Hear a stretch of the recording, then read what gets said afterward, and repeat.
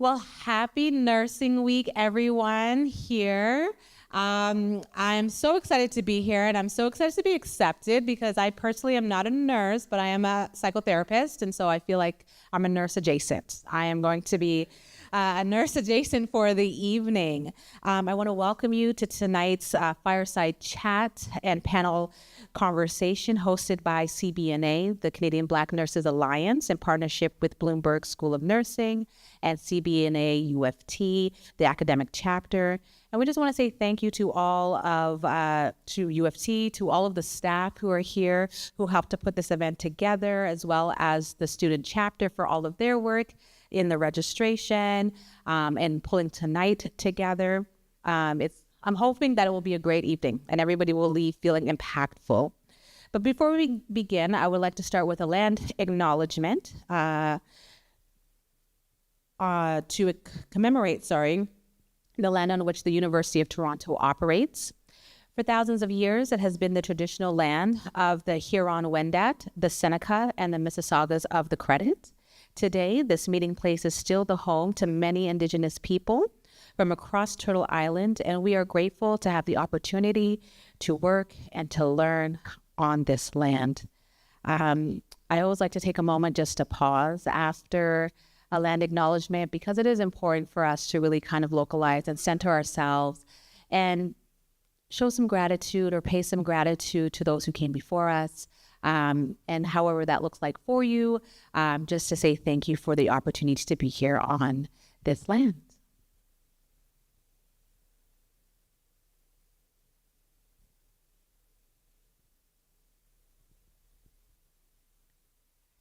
Okay. Well, it is a pleasure for me to be here tonight. This is my first CBNA event officially, so this is exciting for me. My name is Shanique Victoria, and I am the Director of Mental Health Strategy and Outreach for CBNA. And I'm excited to be back at UFT because it is also my alma mater. I graduated from UFT for my undergrad as well.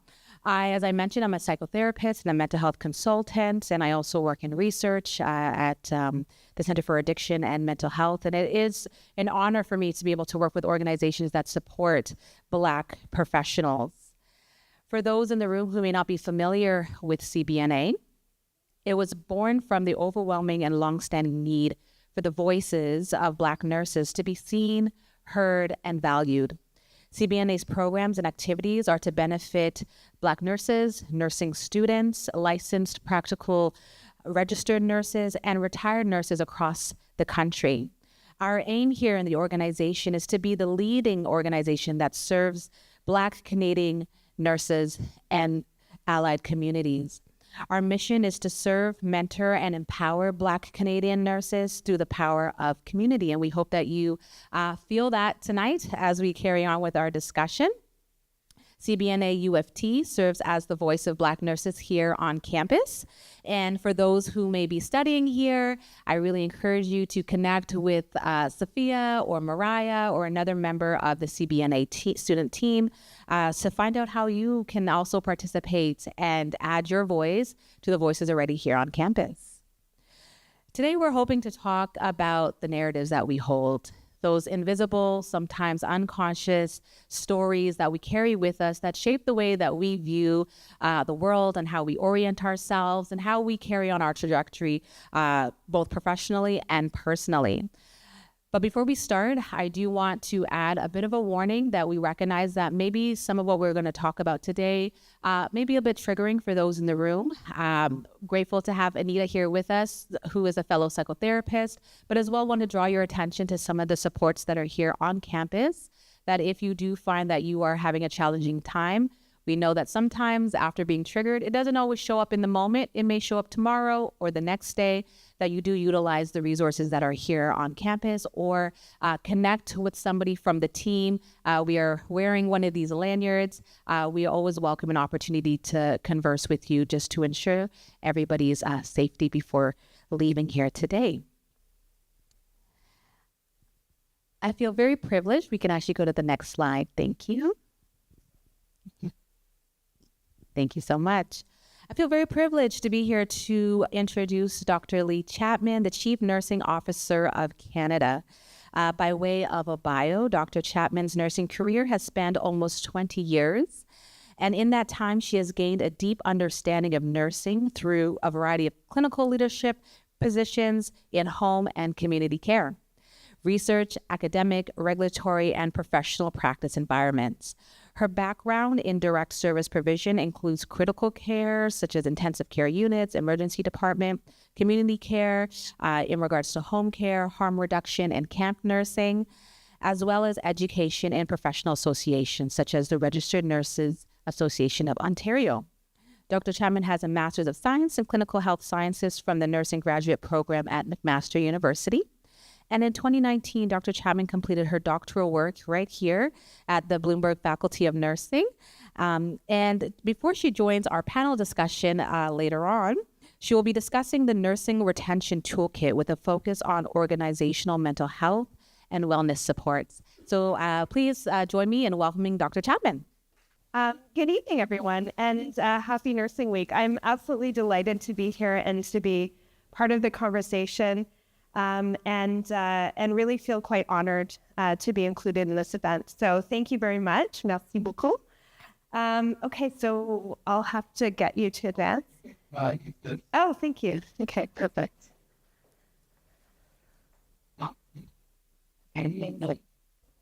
So National Nursing Week is this week. It's very exciting to be taking part in events across the country, both virtually and in person. And I think it's echoey because of that mic, so maybe I'll stand away. So you may not know this, but the Canadian Nurses Association, which is our national nursing association in Canada, they have the option of going with a theme that the International Council of Nurses selects for National Nursing Week, or choosing their own theme. So this year they chose their own theme. And I think this theme around changing lives, shaping tomorrow is very appropriate in terms of the health system transformation that's needed, the health reform with nurses really at the helm, and the ability of nurses to change lives. The work that we're very privileged to do is legacy work, impacting people's lives every single day.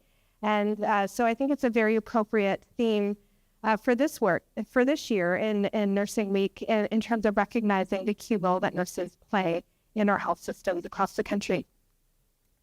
So I'm going to start with some policy stuff so that I didn't leave this to the end this time so that you're not like running into the room, but I think it's important to just mention, some of the work that we're driving from a federal, provincial, and territorial perspective.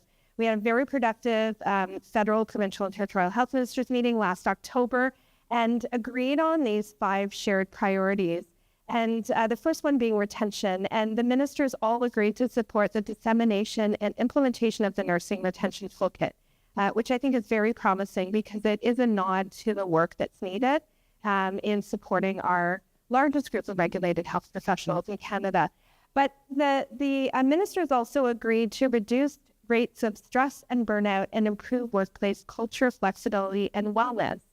Because in recognition that, the mental health of health workers is a significant problem, and that when I started in the role in 2022, there was a lot of talk about having a resilient nurses and a resilient workforce. We need resilient systems, resilient structures, but, nurses have felt very gaslit by talking about their own resilience because of the duress of the pandemic and the challenges that they have faced. And nursing students have faced these challenges as well. So, it's really important to recognize that we absolutely need to look at stress and burnout. We need to look at some of the things that are making our health workers sick or unwell and find the durable solutions, many of which are at the organizational and structural level. We are undertaking a study on domestic education and supply. There's been a great increased pressure politically to increase nursing education seats across the country, and we know that seats doesn't equal graduates, that when the health service side of healthcare is strained, so too is the education sector when it comes to faculty, resources, clinical placements, and so on. So we are really looking at this and trying to get a good handle on sort of the supply and demand for health human resources in Canada. Also looking at Indigenous nurses because or Indigenous health workers, because we know that Indigenous people are very underrepresented in our health systems. Foreign credential and recognition and ethical recruitment, this is a major focus, and foreign credential recognition also came up in the federal budget, which was announced about 3 weeks ago, I think now. But ensuring that we have a smooth and accelerated pathway for internationally educated health providers who choose Canada. We're looking at a 90-day licensure turnaround, which is much quicker than some of the stories that we've heard from internationally educated health professionals, which has been years long and very expensive and very cumbersome. But also recognizing that we absolutely need to supply our own nurses, and as a rich nation, and can't really cannibalize other countries' health human resources. So ensuring that we are adhering to the global code for ethical recruitment, and also looking at what that global code looks like within our federated model of Canada. Labor mobility is a major area of focus. We absolutely need to have an agile and nimble workforce. Nurses, care transcends borders all the time, and health providers are providing care across our jurisdictional borders, yet we have often very rigid regulatory structures that impede that mobility. And so this is something that we're looking at from the pan-Canadian perspective. And then health workforce data and planning. This is a major priority of this government, ensuring that we're able to actually have an accurate picture of our health human resources in Canada. In terms of our nursing health human resources, we're almost 500,000 strong. I kind of rounded up there, but it's about 450,000. But if nurses are licensed in more than one jurisdiction, we're counting them twice. So we really need a better understanding of the data so that we can actually do supply and demand projections and some of that forecasting that's needed. Okay, so enough of the policy. A major piece that I've been working on has been the nursing retention toolkit. So I made it a priority to visit nurses in every province and territory in the first sort of year and a half of my appointment. And in all of that engagement with nurses from coast to coast to coast, it was very clear to me that there was a lot of work being done on recruitment and far less on retention. And even in jurisdictions with really enticing recruitment bonuses, enough in some provinces and territories to put a down payment on a house, very, very healthy recruitment bonuses, there's great skepticism that the nurses will actually have a different type of work environment, that they're going to feel exploited, or they're going to face some of the challenges they may have left in another jurisdiction. So there's great skepticism that these recruitment strategies will work. And of course, we know that we can't recruit our way out of this crisis. We absolutely need to look at the nurses who are in the system, how we're retaining them, and also encouraging the return of nurses who may have left, whether it's nurses who have left for early retirement, or have left because of the duress of the pandemic, or many who have left for travel and agency nursing. So they've left the public sector for work in the sort of private sector. And we need to absolutely look at all those things. So this really led to the development of the Nursing Retention Toolkit. I brought together a small group of an advisory committee back in February of last year, and was so pleased to have OVA from CBNA as part of that group. In really informing the development of the Nursing Retention Forum. We held the forum in June of last year, and we had representatives from every province and territory across the country, and we really made it a priority to not just have employers and health authority representatives, but also to have frontline nurses. We wanted to ensure that the frontline or point of care perspective was also represented. And so together at the Nursing Retention Forum, we co-developed the Nursing Retention Toolkit. Often a government approach is to develop a product and take it out for sort of public consultation. And this was very much a roll up your sleeves co-development process. And so nurses felt very engaged in the process. We held a number of validation sessions in the spring and summer and in the fall, just to ensure that we got it right. We wanted to ensure that we were actually reflecting the realities of nurses across the country. We released the executive summary of the toolkit just prior to the federal, provincial, and territorial health ministers meeting so that they could all see it, see what it was about, and also essentially endorse it. And we then released the toolkit just on March 4th of this year. So it's getting lots of interest and uptake. I think largely because it was created from the nursing community across the country.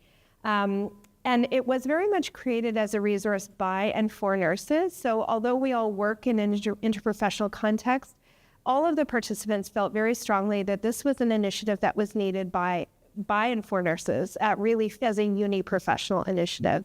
As the largest group of regulated health professionals in Canada, nurses need focused attention right now. And so that was the impetus for the toolkit. It is intended to also be inclusive of students, focusing on nurses at all career stages, but we know that retention also starts in nursing education programs, that we need to ensure that we're retaining students, seeing them through to graduate, and then also to be retained early in their career through various transition programs and entry to practice supports.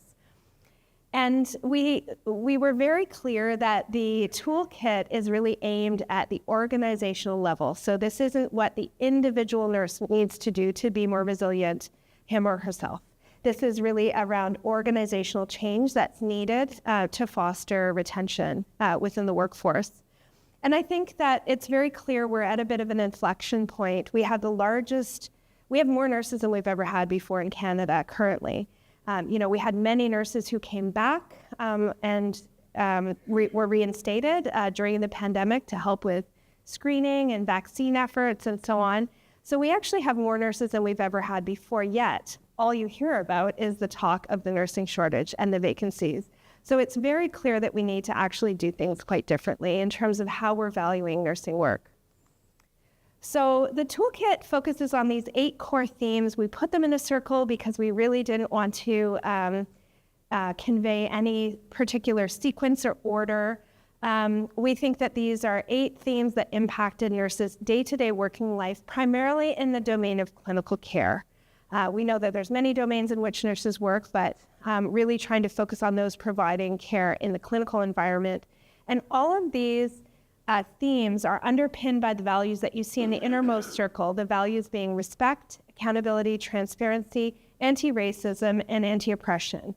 And we were very clear that these were sort of anchors, that these values needed to be threaded throughout all of the themes, that you can't actually implement some of these things without considering all of these values. And so I thought I would talk very briefly about this particular theme around organizational mental health and wellness supports, because that is really what we're all here to talk about today. And so you can see that all of the themes have a goal statement, and then they have 2 or 3 initiatives after each one of them. So you can see here the goal statement for this particular theme is around increasing timely and fulsome access to appropriate and effective preventative and acute health and wellness support, with an urgency and focus on mental health support. So it's very clear from participants that this is, some of these resources exist, but COVID has certainly exposed a gap. Not just COVID, but the workforce challenges that we faced have exposed a gap in terms of what nurses need in terms of mental health and wellness supports. We do highlight several initiatives here. And then we also highlight references, resources, and examples. So I've just provided one example for each of these initiatives. There's a lot more in the toolkit itself, and I think that's really sort of the sweet spot of the toolkit, because these are all examples of organizations across the country that are already implementing these things. Often employers will say, I don't know where to start. Well, you start with organizations that are already doing these things as a means of finding where the gaps are within your organization, or finding opportunities for things that can be scaled and spread. So we were really pleased under the initiative of Zero Tolerance for Violence, Bullying, and Racism, to include the Nursing Declaration Against Anti-Black Racism in Nursing and Healthcare. And this was an example of nursing associations from across the country that joined together to create this nursing declaration, which can be referenced by healthcare organizations. And of course, CBNA was part of that declaration.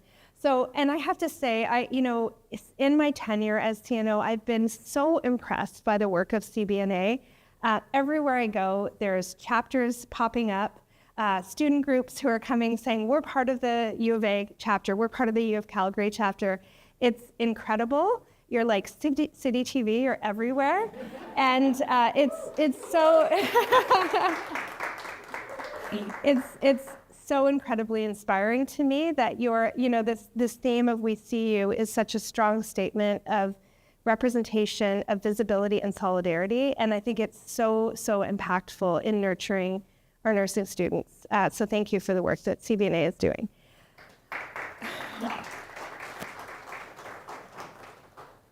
Under I could just stop there, really, because CBNA is incredible. But under moral distress and injury care, it's very clear that organizations will say, well, we have EAP supports. And nurses are very reluctant to use organizational EAP supports. One, because they're very generic. Often they don't meet the mark, particularly when it comes to the moral distress that nurses have faced. I've talked to some of the most seasoned critical care nurses who have talked about the body counts in their critical care units during COVID, often doing end-of-life care for married couples and doing the end-of-life via iPad with, family members at the end of an iPad. So, having bespoke resources and often resources that are extra-organizational are really important. So we highlighted Health PEI's third-party mental health supports, which was an interesting example because they actually found that when they outsourced this sort of EAP, that the uptake was higher than when it was in-house. Under best practices for vacation and time off, this may not be something that is intuitively under organizational mental health and wellness supports, but this is where nurses are often our worst enemies. We will opt to be paid out for vacation time because it's more lucrative. But we know as organizational leaders that we actually need to preserve and protect that time off, that people need time to unplug. They need that downtime. So we highlighted the uni example in Alberta. Many other jurisdictions have uni programs, undergraduate nurse employee programs. And often this is an opportunity for students to gain employment in the healthcare sector and in a nursing role. But also for vacation support for vacation relief for nursing staff. So an example of, how to foster that mental health and wellness supports. And this is really just a teaser. There's a lot more in the toolkit. So have a look, download it, make it your screensaver. I think there's a lot of work there. And I will say as well, under zero tolerance for violence, bullying, and racism, I think, one of the changes that we also highlight in the toolkit, one of the changes that the federal government made under COVID was around the protests that were happening, impeding healthcare providers' access to healthcare facilities. So this involved changes to the criminal code. It was called Bill C-3, and it made it illegal to essentially harass a healthcare worker and impede their access to healthcare organizations.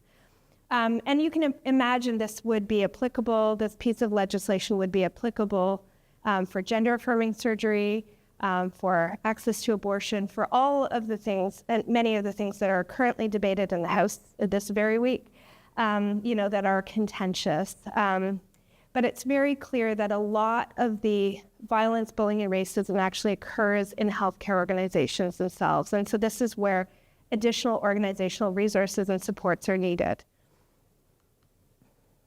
So just to conclude, we really do hope that the Nursing Retention Toolkit will foster positive change. I've just highlighted one example, but I think there's an opportunity for all of us to share the toolkit, to disseminate it, to raise awareness with organizations, the organizations in which we work. The Lawrence S. Bloomberg Faculty of Nursing has been fabulous in disseminating the toolkit and sharing this resource. But I think there's many examples of organizations that are already doing this work from across Canada. And so we think that these are ideas that can be scaled and spread in support of our nursing workforce, and particularly around augmenting the mental health resources that are available for nurses in Canada. So I think we'll pause there, and thank you very much, and I look forward to the discussion. Hello. So thank you so much to Dr. Lee Chapman for that. That was really interesting, and it's a good thing too for us students as well to keep in mind as future nurses. My name is Sophia Noor, and I'm the Vice President of the CBNA U of T chapter, which is the chapter of the Canadian Black Nurses Alliance here at U of T, which we formed about a year ago. And so we're going to be doing an icebreaker activity, but I just wanted to start off by talking about the theme of the event. So mental wellness exists on a spectrum and should not be fostered in isolation. Achieving optimal well-being requires the identification and deconstruction of narratives that we carry in invisible backpacks, far from the conscious mind. As nurses, students, and professionals, reflexive praxis needs to be an ongoing part of our day and of our quest to foster mental wellness. Narratives are a way of presenting or understanding a situation or a series of events that reflects and promotes a particular point of view or a set of values. Consciously and unconsciously, directly and indirectly, we hold narratives, some of our own and some that were taught to us, from which we make meaning about the world around us. We hold narratives related to race, gender, sex, the meaning of success, failure, and constructs around wellness and happiness.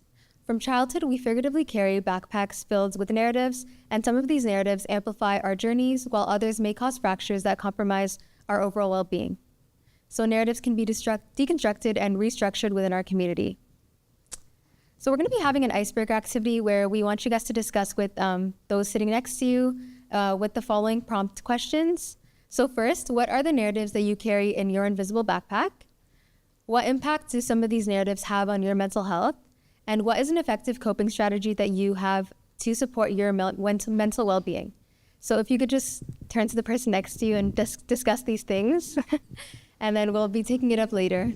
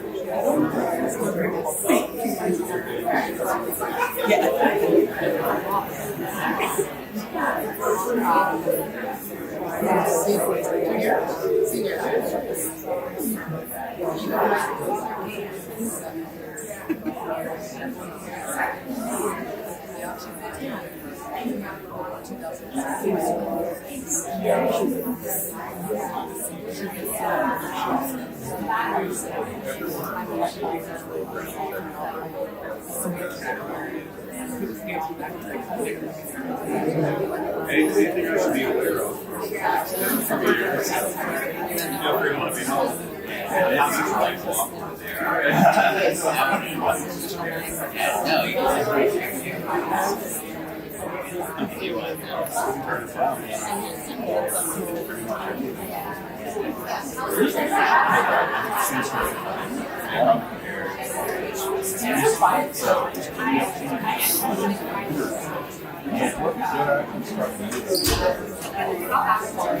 I forget the name for some reason.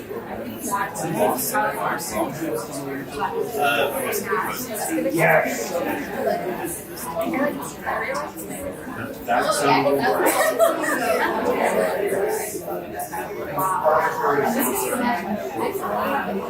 taking all that information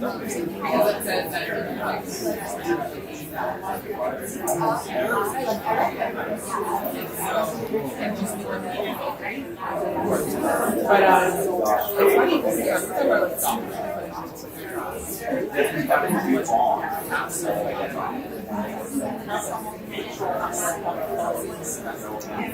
which is great. Like, right? All this is saying like, I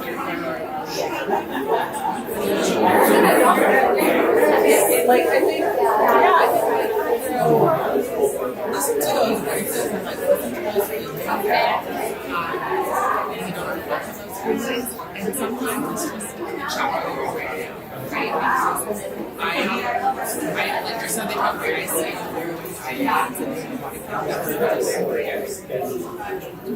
like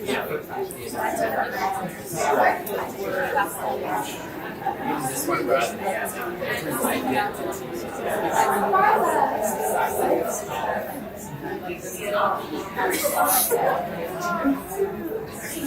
Perhaps.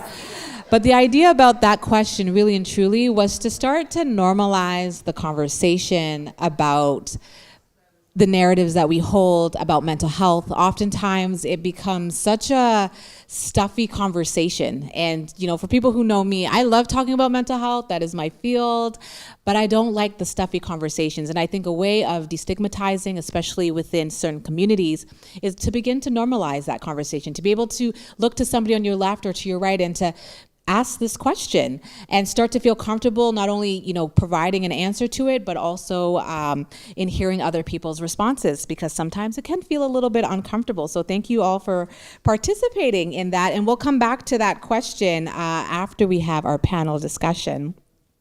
But I want to welcome up our panelists, and as I call them up, I will provide a brief bio for each of them. Feel free to situate yourself as you wish, and I realize that I'm missing a chair, but that's okay. I will stand. Maybe I'll stand in front so that you're not having to look behind, but we'll work it out. But first and foremost, I would like to call up Karen Pingal. Karen Pingal is a registered nurse. Oh, there. So Karen Pingal is a registered nurse. She is currently working with the Ministry for Children, Community, and Social Services and the Scarborough Health Network. Karen had completed her Bachelor's of Science in Nursing through Ryerson University, and she's had the privilege of working in a variety of healthcare settings, including acute mental health, street outreach, and long-term care. She's also our Executive Director of Quality at CBNA. She not only seeks to empower Black nurses to let their excellence shine, but also to advocate for patients, specifically Black patients who are often overlooked and dismissed. Outside of nursing, actually, we will pause on the things that people do outside of nursing, because that will loop into our questions. So please welcome Karen Pingal. Thank you so much for that. We already had the honor of meeting Dr. Chapman, so I will not reiterate her bio, but I would want to welcome her to our panel as well for our discussion.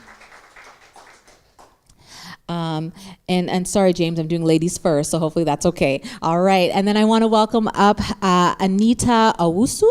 Hopefully I pronounced that correctly. Awesome. So Anita is a dedicated psychotherapist based in Toronto, and she is deeply grateful for the opportunity to support individuals through their most challenging and vulnerable moments. Equipped with extensive training in psychodynamic, mindfulness, EMDR, and CBT modalities, she offers support ranging from trauma, depression, to anxiety, anger, and relational issues. And we will save her things that she likes to do outside of her professional life until afterwards. Yeah, maybe we can move the chairs over. That's fine. Yeah, the table can maybe just be perfect. And then I would like to welcome up James. And James, you're gonna have to tell me the pronunciation of your last name. As he has said it, I do not want to say it incorrectly, but please welcome James. James is the head of our CBNA chapter at York University. Yes. He is a dedicated second-year nursing student at York, where he actively engages in various student groups to foster a strong sense of community on campus. He currently holds the position of president of the CBNA York University chapter, and he is working eagerly to promote diversity and inclusion in the nursing field. But in addition to his executive role with CBNA, he also serves as the cohort representative for the Nursing Students Association of York University, where he advocates for the needs and interests of his fellow nursing students. He dedicates his time to working part-time as a student success peer mentor for the Black Excellence at York University, where he provides guidance and support to his peers. And we will save some of his beyond his academic pursuits for our question period. Amazing. So I don't want to talk behind you guys. I'm going to talk in front of you guys. So welcome to you all for joining us today. And, you know, as we kick off this conversation, I guess perhaps I'll start with you, James. The question I would like to pose to you is, how do you define mental wellness for yourself? Yeah. Oh, forgot I actually have a mic. Thank you so much for that question, and thank you so much for the amazing introduction as well. I just want to say, I'm so glad to be here, to have everyone here with me, and also my parents who are there. Woo! I guess. But yeah. So for me, mental health and well-being it's quite broad. It's a quite broad topic, but overall, it means just being in a state where you know that the challenges in life and the things that happen in your life will not take you to a point where you're not able to recover from. Just knowing that you're on a passage or on a way that you will have issues, you would have problems here and there, but you will still be able to get to your goal. That's what being mental health and well-being means to me. I see mental health and well-being as sort of a spectrum, because there's no like certain definite answer to it. Every point of your life or every season of your life, things are changing, and that again affects your mental health. So there's always those changes that happen if you're maybe in school, maybe in work, maybe in the profession, maybe retiring, whatever the stage might be for you. There's always things going on in your life, and in that point, your mental health can also be shifting as well. But mental health and well-being is the point where you get to where you just sort of tell yourself or define it to yourself that even though these changes are going on around you or all these things are happening, you're able to come back to yourself or be the person who you are and stay true to yourself as you continue your journey. Beautiful answer. Very beautiful answer. As I pose the same question to Anita, I'm going to move over here because I think maybe it might be a little bit easier. Yes, okay, for us to have this conversation. But how do you define mental wellness? Don't look at an exam. The one word I would use to describe it is optimal. So, you know, when we think about our physical health, when you think about, you know, being in a state where you can operate, that would be the primary thing. So, you know, to piggyback on what James said, it's the ability to manage no matter what, right? And there seems to be such a priority on physical health, but we're not doing our mental health, right? So, that's like, I love that. So, you know, hearing that it's that point where everything kind of comes together and you're able to balance the idea of optimism or optimal, being optimal. For Karen, for you, how do you define mental wellness for yourself? Well, for me, mental wellness also encompasses a community. I think it's very telling that in our lowest point, it usually is reflected with a time of isolation.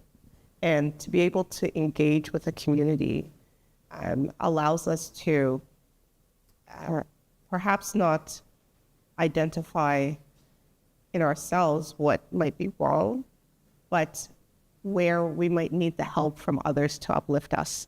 So at our highest point, and this is for me, I'm an introvert. So being in large groups and crowds is not necessarily my thing, but my peace would be when I'm with others who are supportive. So when I'm by myself is when you start to ruminate on the things that are wrong, can go wrong, and but you don't see the positive and the highlights of your life. So in well-being and taking care of yourself, especially your mental well-being, which is so important because your physical without your mental, there's something wrong. You have to have address both in order to be the whole person that you can be. It doesn't mean that you don't have any issues, you don't have any challenges, but you must take that time to identify both in order to be the best self that you can be. So for me, it's within a community setting that allows me to check in, to have conversations, to know what it is that I'm missing, or am I beating up myself? And it's within a community that allows us to become that and identify perhaps the things you didn't see. And usually, unfortunately, we always see what's wrong with ourselves. We don't see the best that we're doing. And it takes that community. It could be a community of nurses, it could be peers, it could be your colleagues, it could be your family. But sometimes it just takes at least one or two people to be with to identify, hey, you know what? It was a rough day, but you did this. It was a rough day, you can still go on. So to be my optimal self, it usually involves my community. Fantastic. I love that. And Dr. Chapman, same question posed to you. How do you define mental wellness? Well, I think I would agree with what my colleagues have said as well. But I think to me, it's about balance as well. In addition to community and optimal, I think it's there's times where things are very, very stressful and very strained. But it's also knowing that there will be downtime, knowing that it won't always be this intense. And I think, you're only able to balance when you are balancing the physical, the mental, the spiritual, that's, being of service, being in community, all of those things are, a very holistic perspective of sort of mental health and wellness. Love all of those responses. And, a reason why I asked that question to start with is because it's important for us to have a bit of a framework of understanding our own narratives around mental wellness, what it means for us, so that we can recognize when we are falling off of that balance, when we're not feeling optimal, when maybe we're disconnecting from community, when we should be plugging into community, when we're not having that balance. And so I encourage, as we go through this conversation, is in relation to the icebreaker that we did, and thinking about some of your own narratives that you have, where does that fit within the landscape of how you define mental wellness for yourself? As we move on to the next question, considering your own various points of intersection, race, gender, sex, ableism, so on and so forth, what are some of the narratives that you hold regarding success and regarding failure? And maybe I'll start with you, Anita, if you wanted to start with that question. Sure, no problem. Considering your various points of intersection, race, gender, sex, ableism, etc., what are some of the narratives that you hold regarding success and failure? So, I grew up in a culture that definitely glorifies the ability to push through and keep going no matter what. And, being a woman, I don't know that it's always an option. Though things have changed. Saying that they can't really hear you, so maybe, yeah. I can move it up, yeah. Can you hear me now? Okay. Thank you. So I'll begin again. So I was just reflecting that growing up in a culture where it's definitely glorified, the ability to keep going and pushing through no matter what. That to me has taught me what success is, right? There's no such thing as failure. You're not allowed to fail. But it often takes failing to sometimes learn and to push through. So yeah, that's what I would say. Okay, awesome. James, I'm going to pose the same question to you. What are some of your narratives that you hold based on your points of intersection around success and or failure? And just a reminder to speak right into the mic. Yes, of course. I think it's close enough to me. Well, something I could actually just draw to that question was just reflecting on a time back in high school. And I just remember we just had this exam, very big, long math exam, of course, math exam, and didn't turn out too well. It was just kind of like, that in between where it's not too good, but it's also okay, not complaining, but it's not too good. So saw the grade, and in that moment, I was just telling myself that, oh my God, there's so much I could have done, or I should have read more, or studied more, done this stuff, done that, all that stuff. But then again, it just came to me that that was the best I could do in that moment. Like there's just, in that moment on its own, there's really nothing that I could have changed again. Just, just if I keep fixating on, oh, you could have done this, you could have done that, you could have done all this stuff. I just keep fixated on the past and telling myself, like I was not good enough then. But then, if I just change that mindset to focus on the future, to make sure that for the future I can do better, but just for the past of the things that I just wrote, that was the possible best I could have done just in that moment. So that mindset just really changed everything, and the way I viewed like exam and also success and all of that stuff, that it's great that we're able to reflect back and think about the moments where we didn't pass or we failed or something like that, and just apply that to the future. But then again, just being able to forgive ourselves for when we don't get things right, or when we, forget stuff, or when we, make mistakes on exams, because that happens so many times. So that was a very big change of mind for me, and realizing that in that moment, I did the best that I could have possibly done. But then again, I can also reflect and do better for next time. And just a second one that I'll add to this was my high school bio teacher in grade 12, truly amazing guy. He's not here today, of course, but a really amazing person. But he was telling me something, and we just wrote this test, and I asked him for my grade, and he said, "Oh, I'm actually not going to show you right now." I told him why. Like it's my grade. It's like, "Oh, James, if I show you what you got right now, it's not bad, but you're only going to fixate on the fact that you changed your answer." Because I went through my paper and I picked something, but then I cleaned it off and I picked something else, and I circled, the other stuff, and I got it wrong. But he said, like, if he shows me this paper right now, the only thing that you're going to focus on is the one that you got wrong, but you're not going to realize all the success that you made, all the other papers, all the other grades that you got. Because I think I got like a 90 over 100, but I was not going to think about the 90% that I got. I was only going to fixate on that 10% that I didn't get. And that was really profound, because we really just focus on the losses, the failure, I wish I didn't do this, I wish I didn't do that. But we don't focus on the things that we got right, the other answers, the things that, we were able to do correctly. So those were just really 2 points that really helped me define what success is, because a lot of the times we define success as our ability not to fail, or, just not failing stuff. But failure does happen. And in our failure, we can always find success and get better and fixate more on the things that we actually do well. So, yeah. Thank you so much for that, James. I'm going to pose it to Dr. Chapman next, that same question. When we consider your various points of intersection, what are some of the narratives that you hold or have held around success and around failure? I mean, I have to just give a nod to James, because I almost dropped out of nursing school when I had to do math. Like, full disclosure, when I learned that I had to do math, so I empathize. But I think,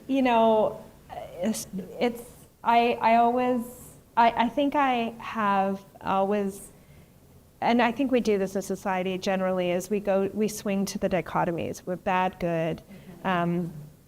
And so I've always kind of carried that. I'm not being very eloquent right now, but I've always sort of carried those narratives around, I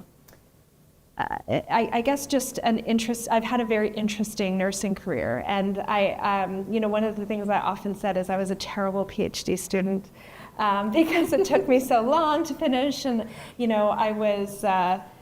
I didn't have publications. I didn't have the typical sort of. I think my colleagues are laughing at me. But I would go to a committee meeting and they'd say, we saw you on the news last night, but my chapter wasn't finished. And none of it matters now. Like nobody says, and how many years did it take you to finish your PhD, and do you have any publications? And I think I felt like a real misfit. I felt like a misfit because I've had this circuitous career pathway, and I've been in many rooms full of misfits. And I was doing a podcast a week ago with Senator Osler, who's a physician, also a admits herself to be a misfit. Jennifer Zellmer, who's the CEO of Healthcare Excellence Canada, also, a misfit. And I think, we think that we have this linear path in our careers, but sometimes it's the circuitous paths that lead to the more interesting outcomes.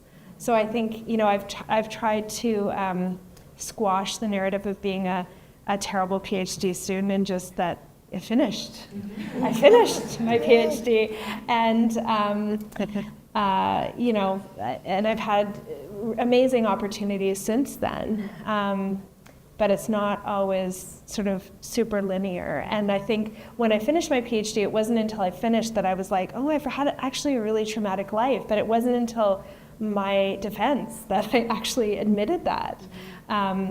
So I think, I think we just think things should be straightforward and easy, but it's the failures that we often learn the most, or not the failures, the adversity that we learn the most from, and that I think sometimes creates kind of an interesting experience. And last but not least, Karen, for yourself, the same question. I truly have nothing to add. No, I'm listening to James, and I'm thinking, I have to go home and rectify with my daughter about her grades. I mean, she's a little one, and we always talk about we study so hard, they work so hard, we teach them so hard, and as you're speaking about fixating on what was wrong versus what was right, the tremendous success is something that it's so easy for us to do as students and also as parents. We may see, oh, you did that wrong, you did that wrong, you did that wrong, and miss all of the right. So I'm going to go home and apologize. But in looking at success, it has changed over my journey in nursing and life and challenges. That really, for me, success, it sounds bad saying this as a nurse, has nothing to do with nursing anymore. Because there's so much beyond nursing. It's a beautiful career. It's a beautiful profession. There's so much that we offer and we give. And I think that's the challenge. We measure our success by what we give as nurses and healthcare providers. How well did we give service? How well did we support that person? How well did we do on our exams? Or how well did we say something, write something, do something? We're so fixated on how well we deliver for others that we lose sight of what we've gained for ourselves. So in looking at success, I'm so now stuck on thinking of my daughter because that for me becomes my line of success. That for me is where I look at for success, is how well I do in that role. And again, it's speaking in a nursing healthcare environment, my success now no longer lies solely in my career and profession. It now goes beyond that, by which now in teaching my daughters that I can then, they can be empathetic, they can be graceful with others, they can be forgiving with others and with themselves. So in looking at success now, it's transcended my career. I'm not as fixated on the acquiring of degrees and certificates or even on how well I can support someone. It's now how much can I support internally. So. And I absolutely love all the responses because it lends to a bit of what we were talking about in the idea that, how do you define mental wellness? This idea of it being a spectrum. It's this optimal point of functioning. It's a balance. It's your community and how that changes as you navigate your career. And being in the helping profession where you're consistently giving of yourself, there are a lot of different harmful narratives of what it means to be in a helping profession. And, anyone can take this if they have an example to share about, what are some of the harmful narratives that you have come across within your professional journey. And I recognize that, Anita, you and I are in a different lane, but it's still a helping profession, right? And so it still lends itself to some harmful thoughts about what it means to show up in a space and to give of yourself. But does anybody have any thoughts on that one? Sure. I know that I have quite a few nursing clients, and it's not just that, but the common thread that I have seen. Can you guys hear me? Can you hear me? Yes? The common thread that I've seen, specifically nurses, is this, and my sister is also a nurse, this ability to take care of others over themselves, and to a point where it's detrimental, right? Where the narrative becomes, well, if I'm taking care of myself, then I'm being selfish. And it's really funny because people will turn to me and be like, how do you do what you do? And I'm like, how do you do what you do? I'm only hearing about it. You're right front and center. Having to hear from my sister about people expiring, and I can appreciate that term because it really protects someone from hearing the word death all the time. But yeah, that's definitely something that I know that I have to work on with a lot of my nursing clients, and for myself too, ensuring that I'm taking care of myself, because in order to be helpful, I need to, that analogy of being on the airplane, put your mask on before you help anybody else. If I'm drowning, how can I help someone else? So, yeah. Well, anybody else? Yeah, go ahead, I James. could add a little bit. So, sorry, I might have missed the question a little bit. Can you say Yeah, no problem. It was more along the lines of what are some of the harmful narratives that you may have come up against, considering that you're in a helping profession and what that means to be in your role? Yeah, so still a student. However, sort of still in the profession right now. But yeah, I have heard a lot about very, very harmful narratives of what it means to be a nurse, or what it means to be in healthcare in general. Narratives that go in the line of, oh, you come into this profession to help people, so you're not supposed to advocate for yourself. You're not supposed to advocate for better pay, or you're not supposed to advocate for work-life balance, or nursing and patient ratio, these things that make work better or make work safer for you. You're not supposed to do that because you're in this profession to help people, and that's your job. I've heard things like this a lot of times, and I've also seen them too with people who, are nurses and healthcare professionals who have listened or taken on these narratives in their minds. They've gone into the profession and they've just put in everything that they have, which is great because in your profession you should try to put your best effort. But then again, not to the extent where you're losing yourself, you're losing who you are, you're losing your mental health and well-being. It's really, really bad because it just not only affects you personally, mental health and well-being wise, but it also affects your ability to advocate for better stuff for yourself, for better pay for nurses, for better resources in the hospital. We're not able to advocate enough or well for ourselves because we believe, or we've just inculcated this mindset of you're in the profession to help people. So helping people means not saying anything, but just being there to help them. But not saying anything means we're also not helping them because it's detrimental to ourselves and it's detrimental to the health of the patients we're serving. So it's a very, very wrong mindset. And for sure, it's not something that people say directly to you, but it's something that you go into the profession and you see a lot of it. You see people putting in their effort, which is great, but not considering themselves that can get hurt, not just physically, but mentally, emotionally as well. So it's a very big narrative that I hope can change, and it will definitely take a lot of work to change, but still, it's something that sort of has a domino effect, because just keeping on or holding on to that mindset can affect so many things in our profession, and it's also a big problem or a big cause of most of the issues that we have in healthcare right now. So yeah. I can resonate and appreciate the fact that sometimes within a helping profession we forget the human behind the scrubs or the job or what we're doing. Karen or Dr. Chapman, did you have any thoughts on that question? I was going to say I'm going to vote for James. whatever it is you need a vote, I'm there. I'm going to vote for James. No, I think as you were speaking, one of the things that came to mind in that unhealthy aspect, that unhealthy narrative, is just a nurse. And I think we need to step away from that.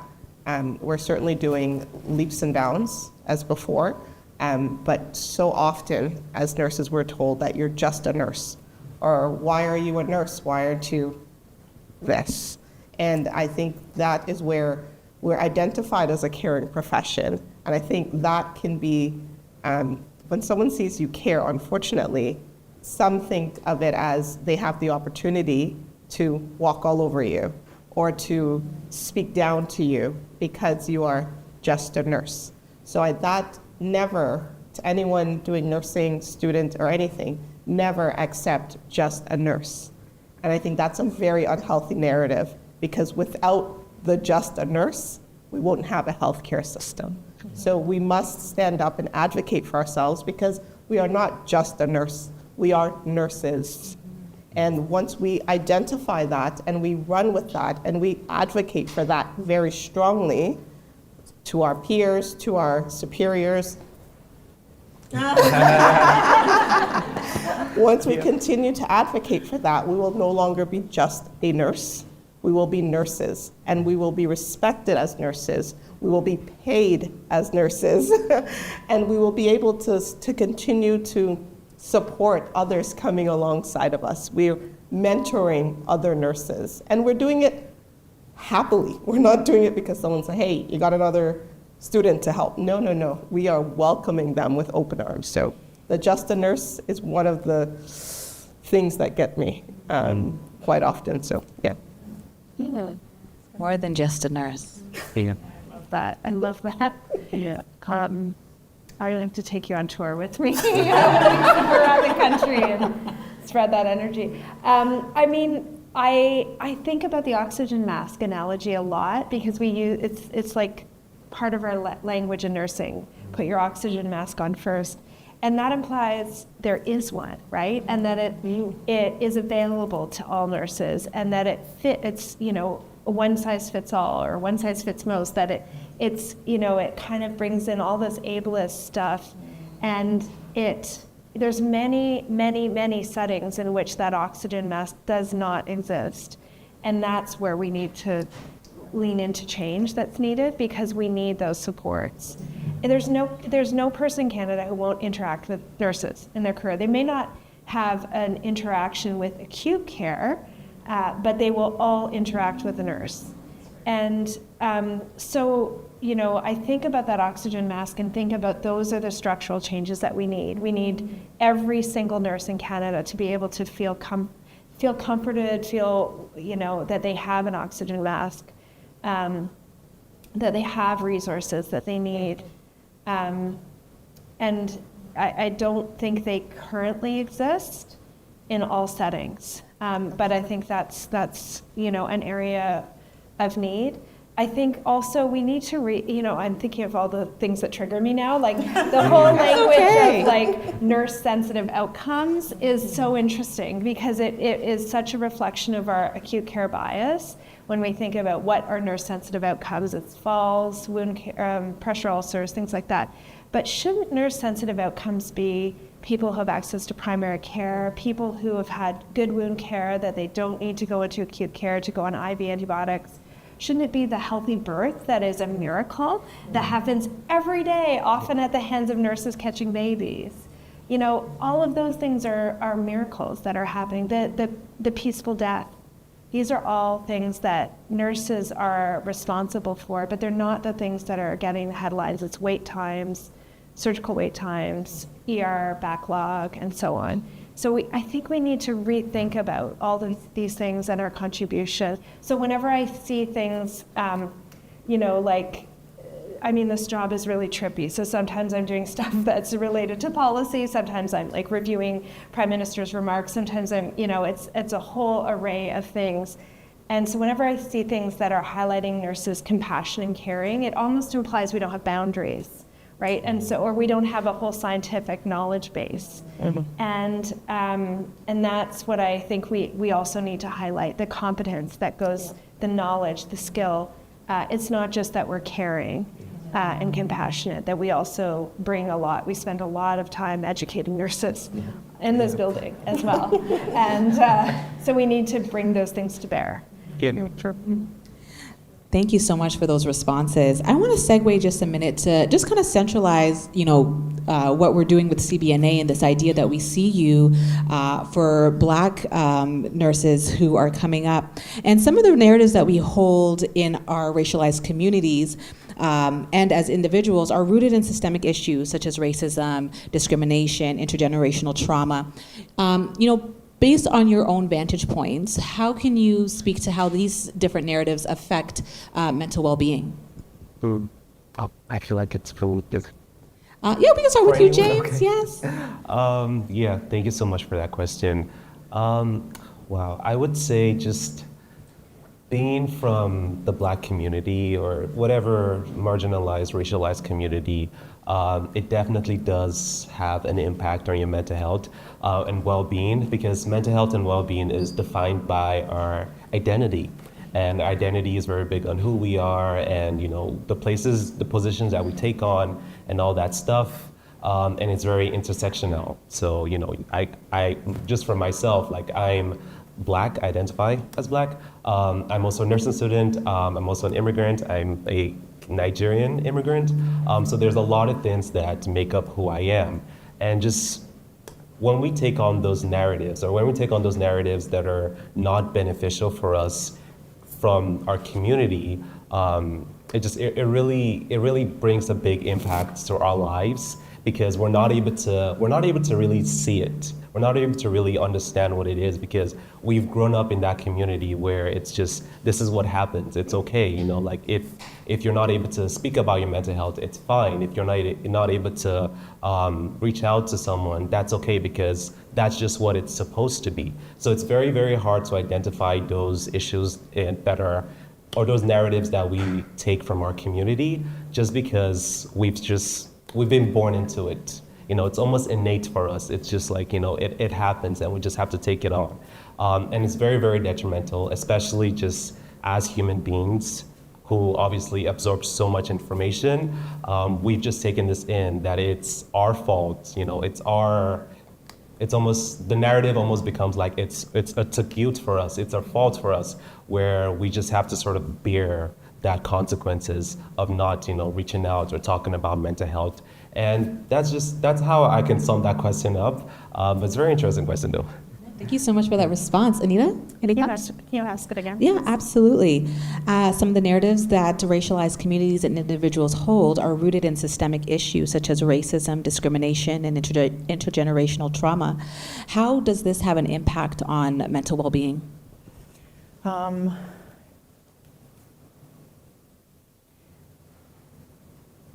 Something that I've seen that has started to shift, what stands out for me often is, in my own background, as well as clients who seek therapy, is, I'm seeking therapy, but nobody knows. It's this secretive thing that people are engaging in, because again, we're often, I can only speak for my cultural background. Mental health does not exist, Again, that push to just keep going, with no recognition that, yeah, we are human beings, we're vulnerable, but often that's seen as weakness. But there's real strength in being able to say, you know what, I am a human being and vulnerable, and I need help.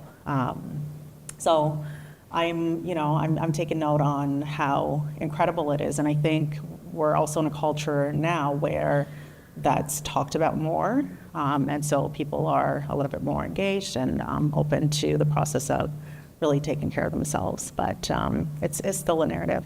Yeah. Karen? Repeat that question. So it's how does some of the societal factors such as racism and discrimination, intergenerational trauma affect mental well-being? I think we've touched on bits and pieces of it throughout. it affects you because it's who you are. It's someone, perhaps, I'm trying to see where I'm echoing from you. It's one thing, or, it's someone, sometimes in some environments, someone not accepting you as you, right? The things you can't change, the things that you hold so near and dear to your heart, the things that make you the person that you are. So in various healthcare environments, it can be challenging. But what I always say, and in reflecting even from CBNA, in Ontario, it's not that we have it easy. However, in other provinces, their minority population is quite small, and the challenges are even magnified tenfold. And so it's something that when I'm thinking of Ontario, we have resources sometimes, and we have community that we can access. But in speaking to other remote communities and other areas where nurses are venturing out to, they're there to battle it alone. They're there to support themselves. And if they're to ever try to advocate, well, that could be a career-ending move. And so I think it's very important that we recognize that so that we can start coming up with appropriate solutions and having those difficult conversations. Because if we neglect the difficult conversations, then we're just teetering around. We're just continuing, and then we're losing exceptional nurses in these communities. Because at some point, it's what is the straw that broke the camel's back? There is that breaking point for nurses, especially from marginalized communities. And so we do have to take hold that it's not a secret. It's out there. We're here at CBNA advocating for our nurses across the nation because we've identified the issue. And for those who think there isn't an issue, look at everywhere CBNA is, because we're there because there is an issue that has been identified. And believe it or not, even people who are, and students, especially students, my goodness, students advocating right now is a whole different level than when I was doing nursing in school. I didn't have anything like that. I probably didn't hear of anything like that back in those days. It is so beautiful to see. So keep your voices going, keep advocating, because with a new wave, a new generation, it can only get better. And we can no longer sweep it under the rug. We can no longer say this is not a Canadian thing, we're so nice and hey. No, we can't do that, because you're now bringing to the forefront the challenges that we are experiencing and other minority populations are experiencing. So I would say to keep championing, keep going, keep striving, and don't be silenced. You may have to send a quiet letter to someone to advocate for you, but don't be silenced. Really appreciate that answer. And, grateful that the Nursing Retention Toolkit, zero tolerance for anti-Black racism. But from your perspective, Dr. Chapman, any thoughts on this question? I mean, I love what's been said already. I love the message around finding your voice, because that's so key. But it's something I've really reflected on, when we think of, I'm going to share a little example. I asked OVA if I could share this earlier, and she gave me permission. But I had the pleasure of meeting OVA's 14-year-old son at a CBNA event a couple weeks ago. And as of today, my son is also 14 years old. Although your son is much more polite than my son, I have to say.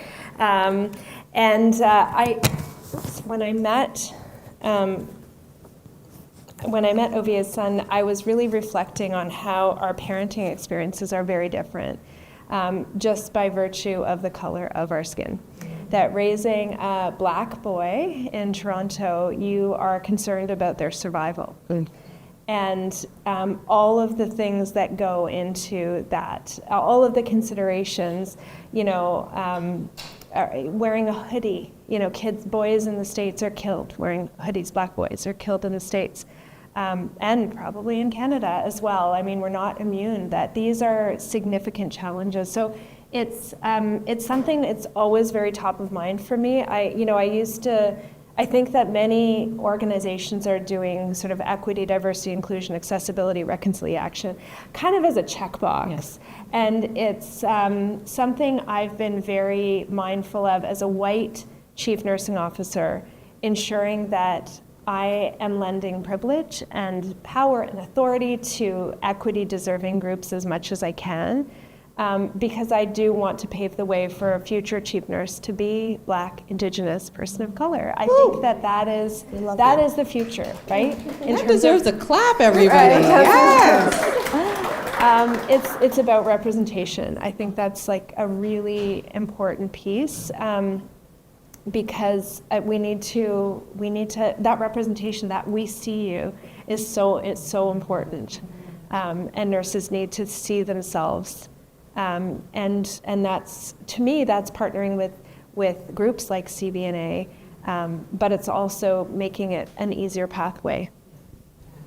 Appreciate that. And to segue on that as well, within our helping profession, there's a lot of expectations. And when you intersect that with race, when you intersect that with gender and sexuality, those expectations just mount. When you consider how do you manage expectations, and for those who are in the nursing field within your respective roles, how have you managed or advocated where there were unhealthy expectations? And for you, Anita, any pointers on how to manage those difficult conversations maybe around expectations in this type of profession to protect your mental wellness? And maybe I'll start with you, Anita, and then we can have the nursing responses. Okay.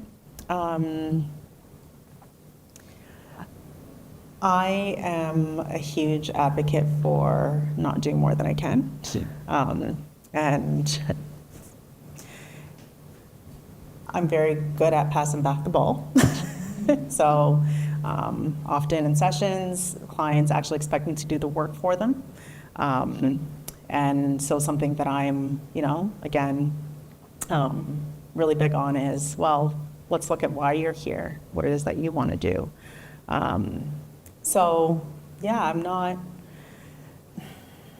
I'm very deliberate about taking care of myself, and also, teaching others to be able to do that for themselves.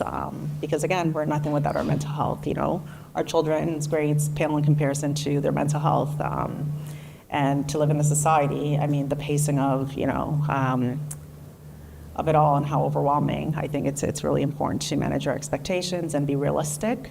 Because multitasking has become the thing that is no longer the skill. It's single tasking that's actually the skill now, right? So we're often much more overwhelmed than we think we are, and therefore not able to manage the smallest things. So I think people just have to get really honest with themselves and about what they're able to do, and again, not feel like they're failing or, Yeah, absolutely.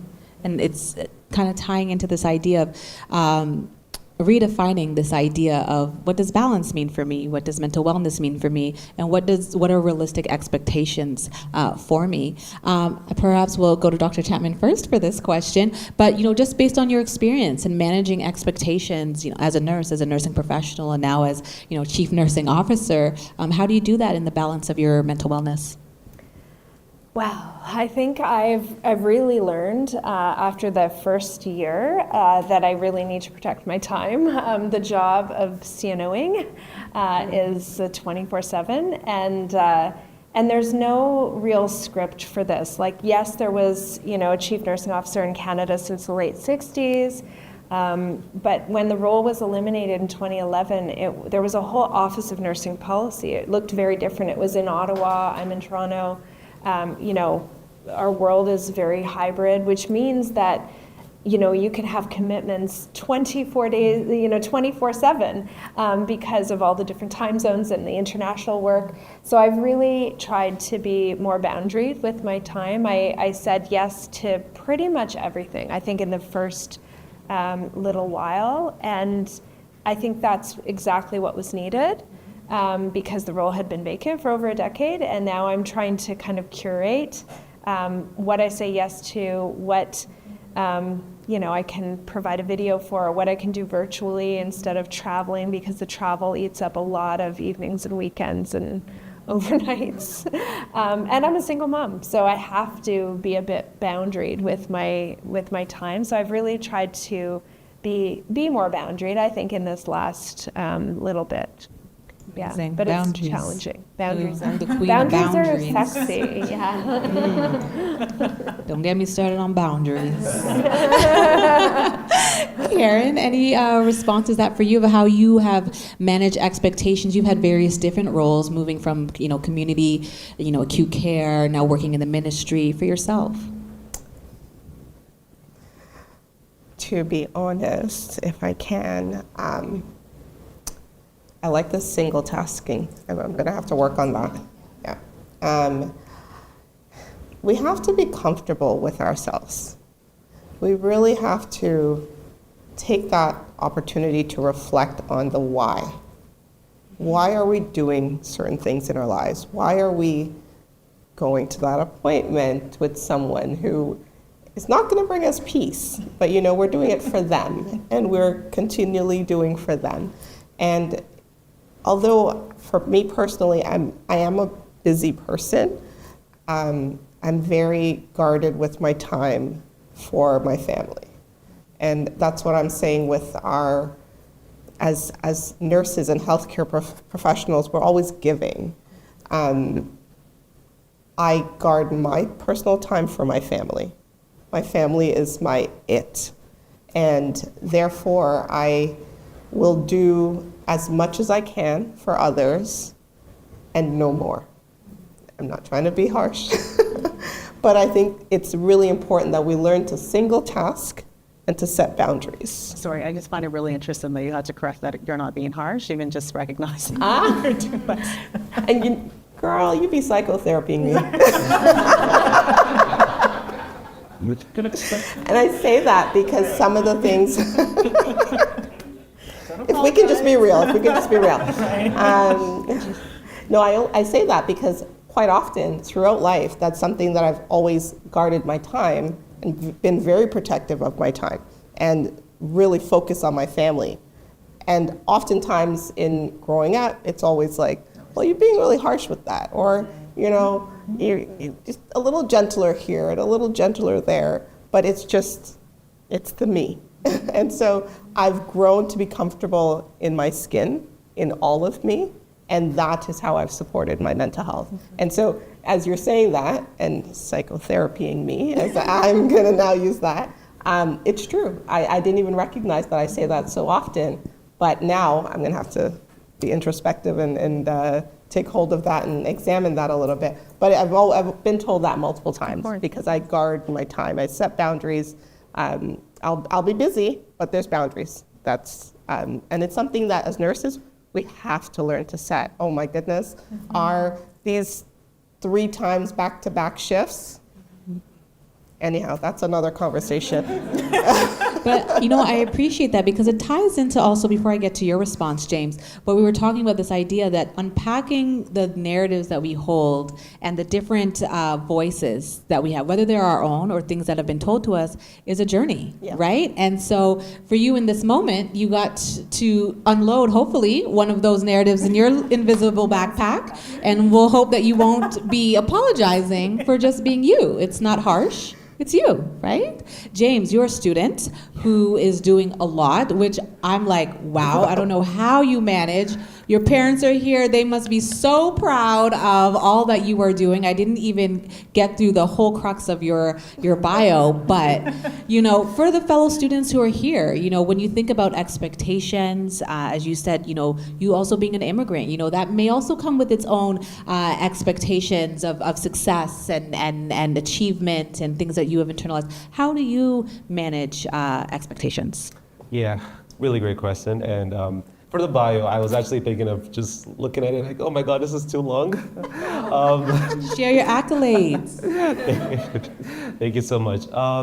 Yeah, I would say that just bringing it back to the academic world, it can be very, very hard because, well, unfortunately, academics it's not necessarily a 9 to 5 because you're doing it all the time. Sometimes they're the late nights, staying up, waking up very early, everything that happens in between, and we've all been through it. or going through it right now, like myself. But yeah, there's really no definite way that I see that I'm able to manage my time. But I really rely on the help of people. I rely on the people that I can really count on. The people on my team, Ola right there, who helped me so much. I rely on my family members as well, my sister, my dad, my mom. I just rely on people that can really, really help me out. And I just reassure myself about my definition of success because, like I'm so glad and I'm so grateful that I'm able to be in places like this and environments like this as well. But it doesn't define who I am and it doesn't define like my success. The fact that I'm here today is a huge privilege, yes, but it doesn't define like just the kind of person that I am right now. And I really let that just kind of sink in for me because it can take a lot for a student, like you're going through, as a student, you're going through a lot. Like we all know how student life can be. But just making sure that I know that, hey, you know what, it's okay to say no. If this is what's taking too much of your time, it's okay to just drop out of that. And I just want to add an example because I just recently was kind of in a turmoil where I had to pick between 2 jobs, which are really, really awesome, and I really, really love them. And I wish I could just split myself in half and go to the 2 different places because they were such great jobs. But I had to say no to one. Not only because, like I only can commit to one job, but just because, for my own mental health, for my well-being, for my sake, and just for me to really grow in what it means to learn about myself and say no when, things are not working out for me. And just, like really set my own boundaries, set the good boundary that can support my mental health, support the well-being of myself. And lastly, just like I said, for community is what matters. I'm so glad to be a part of the CBNA community and how much they've supported me on my journey as a student, even though it's still going on. And like I said, when we just started, every part of our lives or every section of our life, something's happening.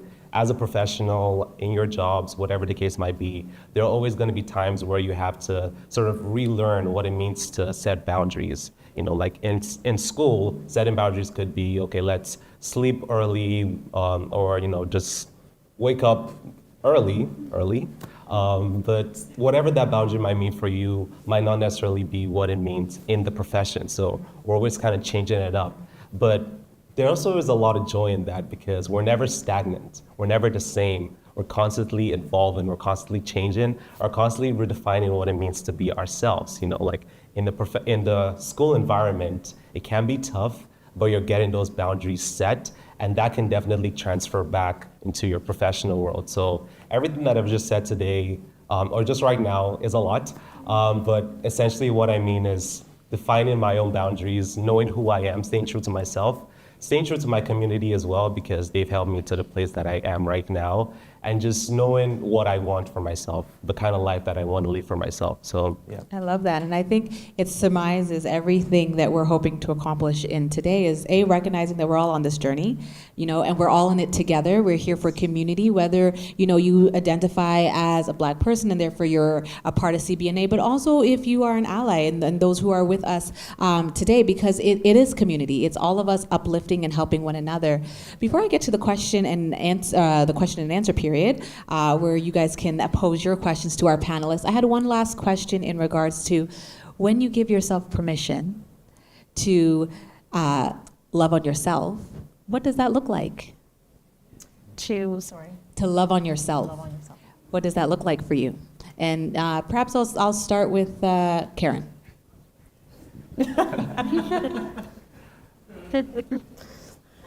It's Guyana. It's Law and Order SVU on Thursday nights and Chicago Med, Fire, and PD on Wednesday nights. That is it. I love how realistic that is because that's it. That's it. Absolutely. Anita, for yourself? I love the idea of taking care of ourselves by going to the spa, getting your nails done, and all the things. But for me, that isn't a true act of self-care. I think those are all things that they're accessories, right? But what is it that we're actually really taking or doing to take care of our internal world? I'm huge on processing emotions because we're human and we feel all the time.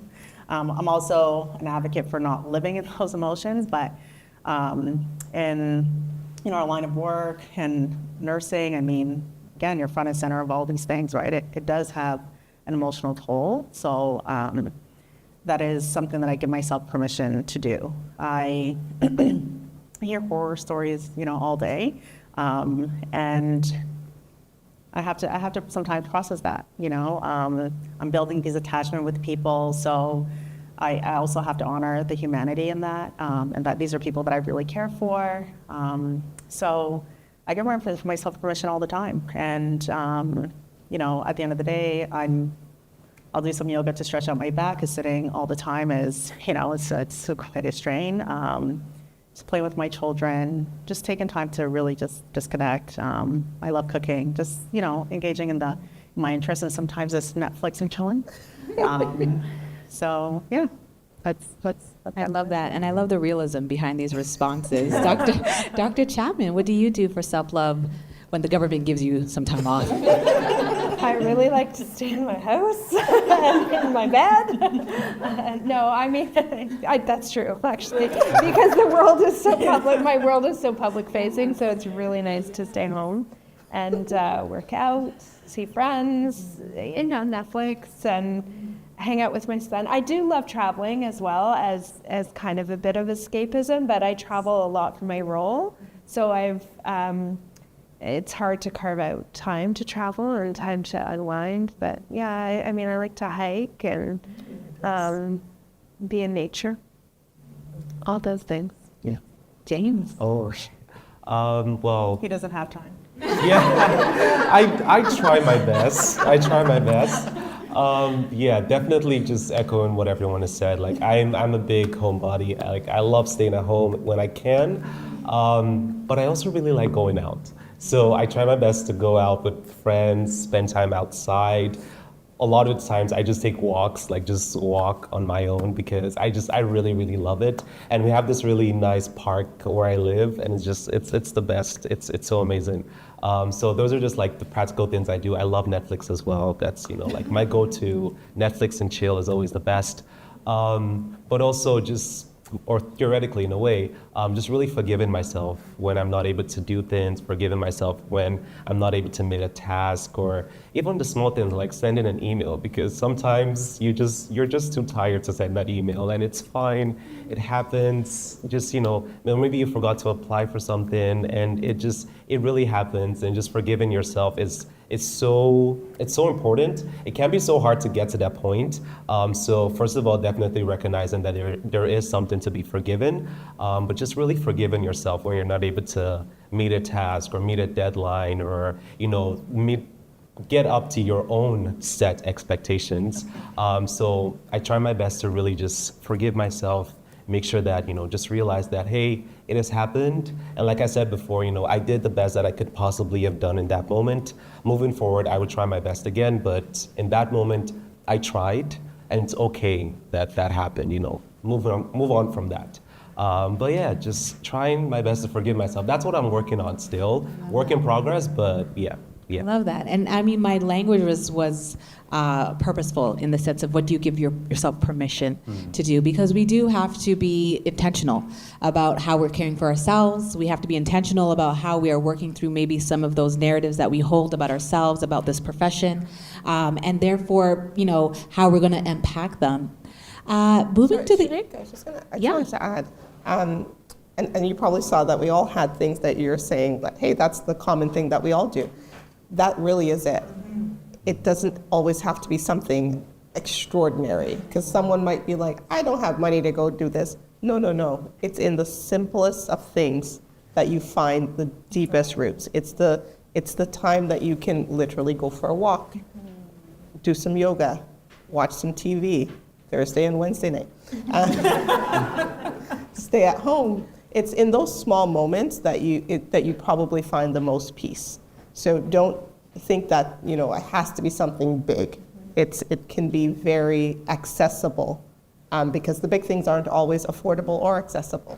So just, sometimes we have to reframe what that wellness piece and taking care of ourselves really looks like. Amazing. Beautifully. There you are, psychotherapizing us as well, Karen. So great cross lines there of healthcare professionals. Anybody have any questions for our audience? I'm going to welcome up Sophia. She'll go around if anybody has any questions for any of the panelists at all.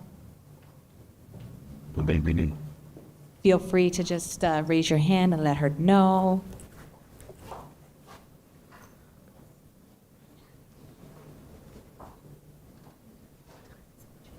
Hi everyone. So thank you so much for the great presentation and the discussions. I have really learned a lot and enjoyed every moment of it. So I really appreciate it. My question is just in relation to how do we help Black nurses, with the systemic racism and sometimes they internalize these biases and these issues. So, and then when they internalize, that really impacts their mental health. And then when they go out, they kind of expect this the type of treatment that they get.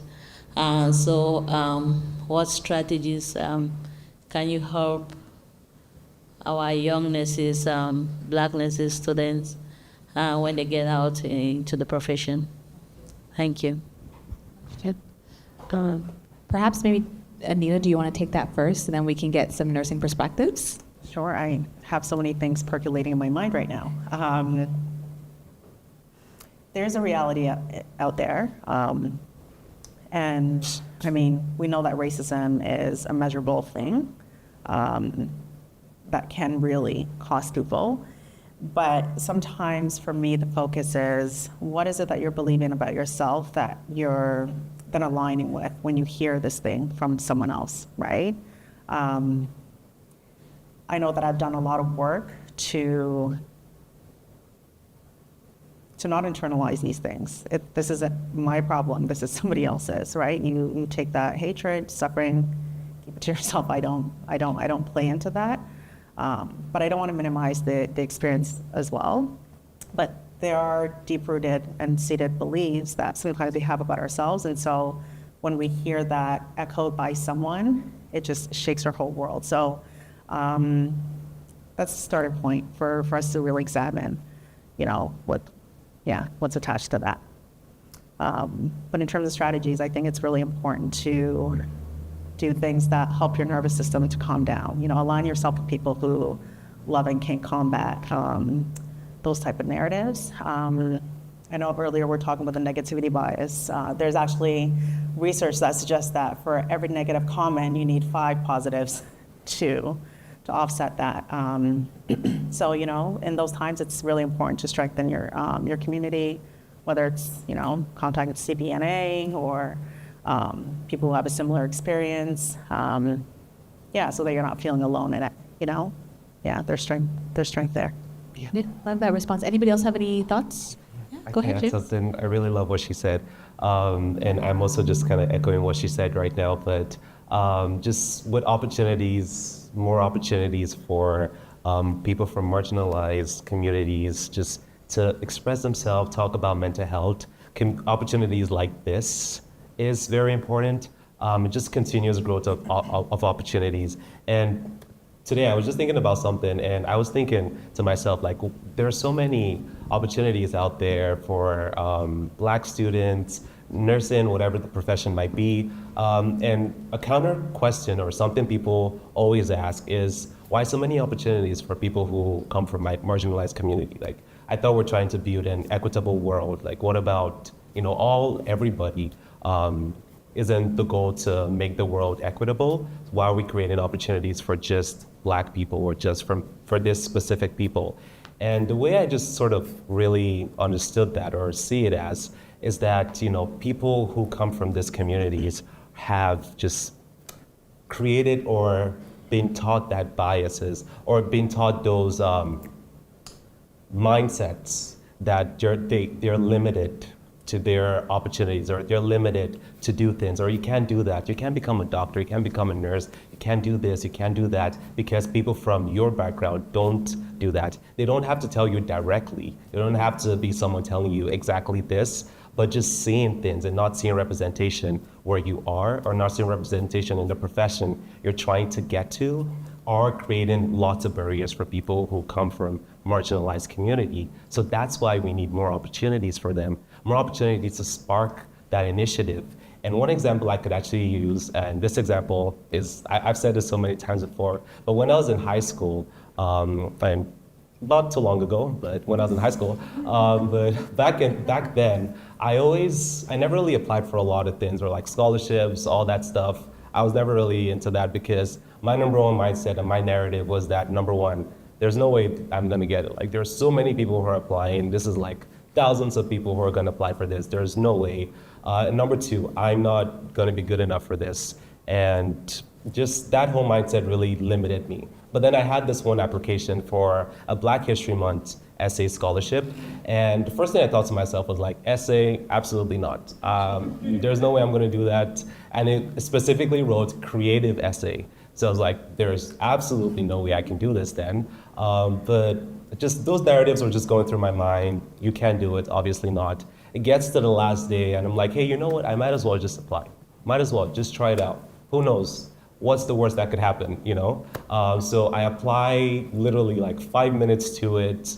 The person who received it said, awesome, great, I received your email, that's good. And I'm like, whatever, let's move on, focus on life.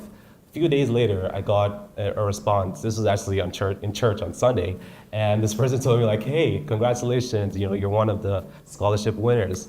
And in my mind, I'm like, wait, what? Just how? Because first of all, I'm not good at essays. Like, I've been told that. I've seen my grades before, they're not good. I've inculcated that narrative in my head that, hey, you're not good at essays. But here I am applying for this creative writing and getting the opportunity. And that spark, that little opportunity has led me to apply for literally everything that I've been able to do. Because in my mind, I'm like, there's nothing bad that could happen. I might be, you know, like in that paper, I might be bad at essays, but I'm still getting the opportunities for the essays, so that's good. What I was just trying to say is the opportunities really matter. And lastly, we are currently in the position where we can create positive change. As nurses, we are currently in the position where we can make positive change.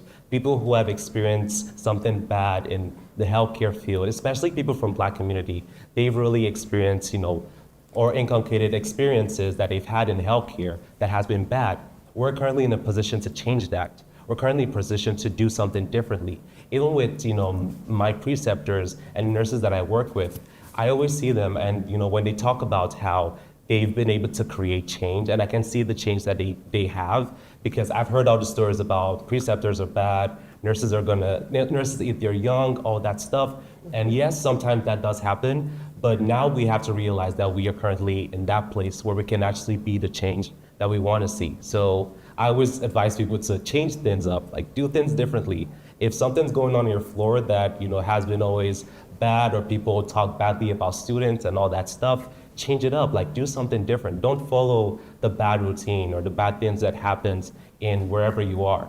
And lastly, again, just saying what I said before, opportunities. Create opportunities, however small, however little. It doesn't have to be a $1,000 scholarship. It doesn't have to even be a scholarship. Even just opportunities to be here in places like this just makes a huge difference for students. So yeah.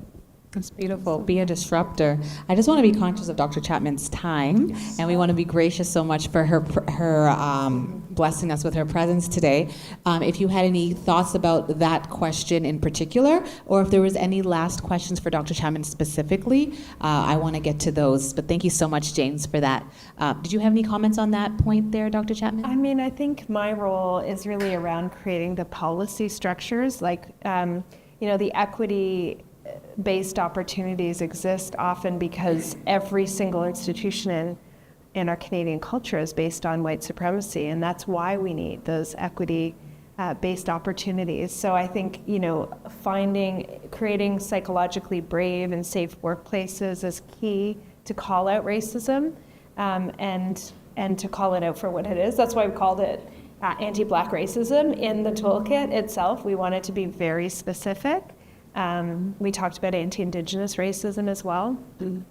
But I think, aligning yourselves with groups like CBNA has just grown tremendously and is doing amazing things. I always say, like, CBNA is in Ottawa more than I'm in Ottawa, and like in Parliament and in the Senate, and it's incredible. And so aligning yourselves with community is key to create that safety, social safety net, sort of. I mean, it shouldn't have to exist, but it does in our current system and structures. So I think that community is really key. Thank you so much. And I know Ava had a question for Dr. Chapman. Was that correct? Okay, great. I guess my question is centered around the isolation that can exist as you're in spaces where you're the only one, or because I think about across the nation where in some settings you're having individuals that they're the only ones in those spaces. In your role as CNO, you are in spaces where you're the only nurse present. In leadership, we don't have much representation, and people are the only, and sometimes that has a great impact from a emotional, mental weight of being in those spaces, having to perform, having to represent, having to carry the weight of the responsibility of the role, but also just being the only person there and not always having an outlet within the space. So how do you navigate that? I mean, I think I always am very mindful that I'm in a very privileged position to represent the nursing community writ large across Canada. So that's, 10 provinces, 3 territories, plus the federal government employs many nurses, 2 official languages, many different special areas of specialization, many different sectors in which nurses work, some of which I have no clue about. But I've tried to learn about what they do. And 4 different categories of nurse. I'm an RN from Ontario. So that imposter syndrome can absolutely creep in. Like, who do I think I am in this role, right? Representing Canada.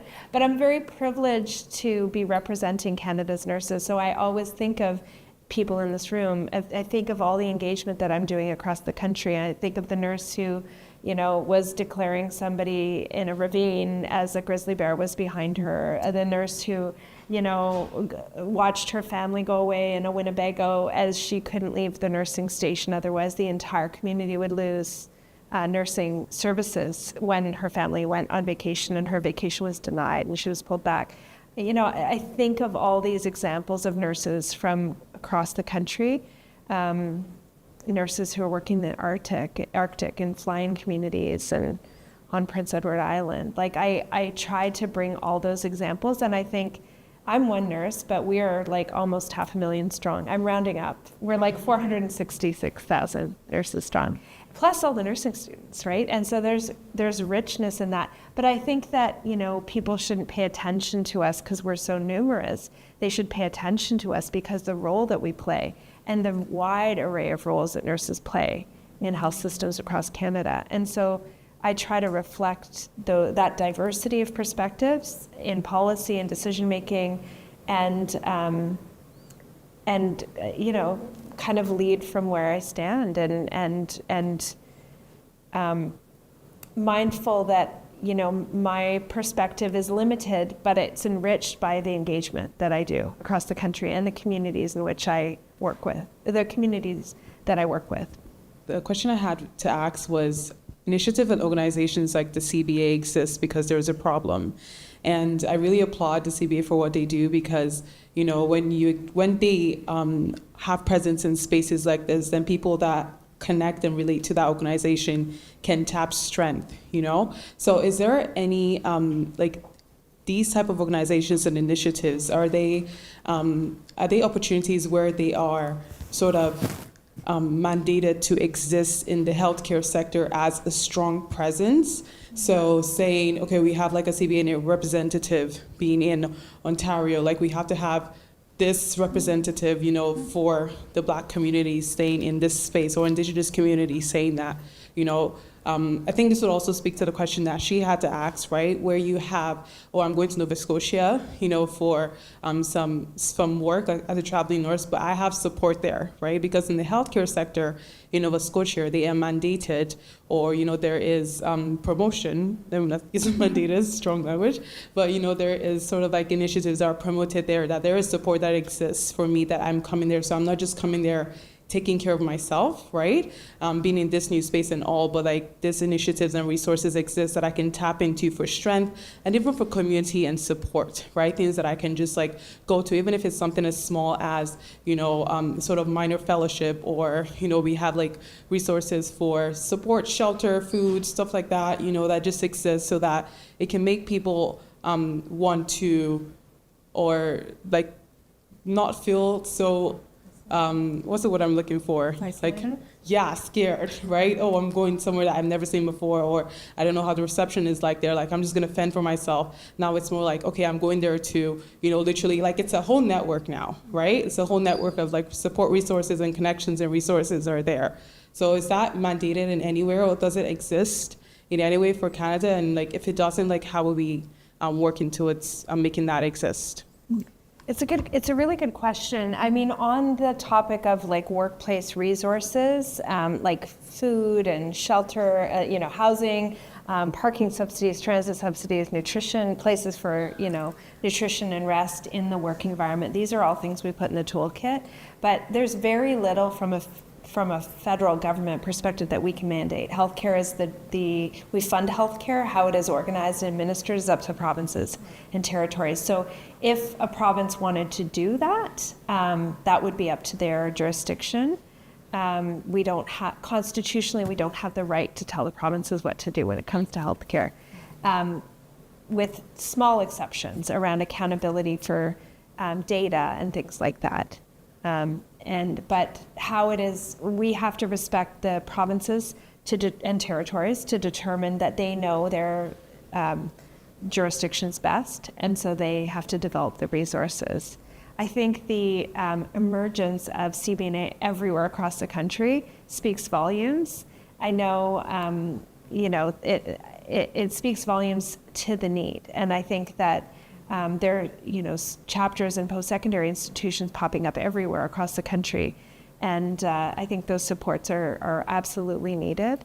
And I think it's a signal that we are educating a different type of nurse. And I think that's really promising. Nurses that have found their voice, nurses who are, able to call out racism where it exists and not tolerate it. And hopefully be supported. But being part of CBNA is a key piece of that. Thank you so much. And before you get to your question, Ovia, I just want to be mindful of enforcing her self-care boundary. But I know there was another question on this side as well, but if you can maybe quickly ask, and then is that okay, Dr. Chapman? So I'm going to actually join you in protecting her self-care boundaries. Because I'm going to say Dr. Chapman wasn't initially supposed to be part of the panel. But I know that in the world of the divine, this was a privilege for you to be part of this today and to give us some insights. So I'm going to ask if those who have questions, which I do as well, but I can always ask at another time, and I'll ask it to the rest of the panelists when you go. But we do want to make sure we thank you today for being here. Thank you for giving us extra of your time. And we apologize for that, but we do thank you for the privilege of just being here with us during Nursing Week. And I said this before, but for me as a leader, and again, leadership is not about a title, but Dr. Chapman truly exemplifies nursing leadership. And I hear her talking about boundaries and her role not having any like true definition. And I think a lot of nursing leaders, educators, and people in research and academia, I think this is what nursing is, even at the front line. There really isn't true boundaries. So thank you for just modeling over the last 2 years and setting different boundaries in your last term that will continue, showing us what true leadership looks like. I think you've done that so wholeheartedly, and we can tell that this is not a job for you. This is a passion, so thank you for being here today. We're gonna usher you out with a standing ovation. Oh my gosh! Thank you. I'm so sorry to leave, and thank you for including me. Thank you.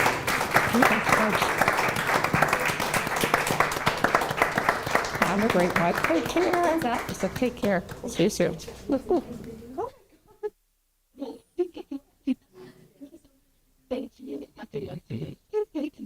I'm sorry to leave.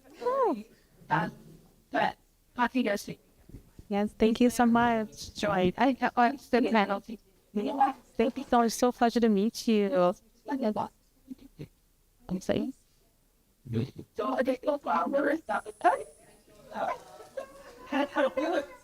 Nye, and you deserve your flowers while you're here and doing this work. So we thank you again for all the work that you're doing across the nation and making sure your presence is intersected in all sectors of nursing. And that's something that we see publicly. So thank you. Thank you so much.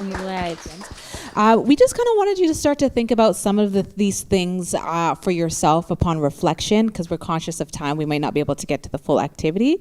But, considering, based on the narratives that you discussed with your partner earlier, what are some of them that you would like to rewrite? And we encourage you when you leave here today to reflect on those narratives and which ones need to be deconstructed and reconstructed and rewritten, and identifying any obstacles that you may face to owning this reimagined narrative.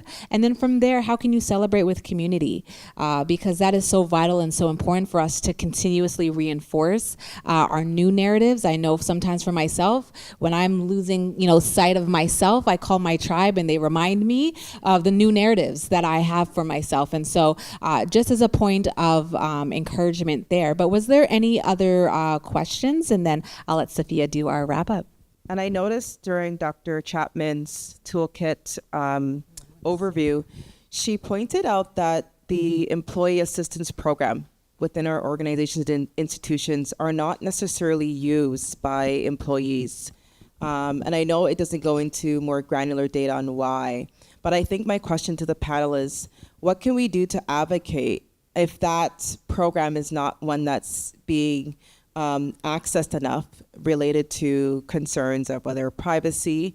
What can we do to advocate for more external support resources lending as we look at our benefits package, right? And, accessing a psychotherapist, as you two are there, it's very limited, and it gets even worse as you go look at the designations in nursing. So RPNs, depending on the organization and the union they're part of, some of their benefits as it relates to accessing mental health supports and therapists is $90, right? For the year, I should emphasize that, right? So when we look at mental health and wellness, what can we do to advocate for external support as it relates to EAP not being enough or not being the best allocated program for employees and staff?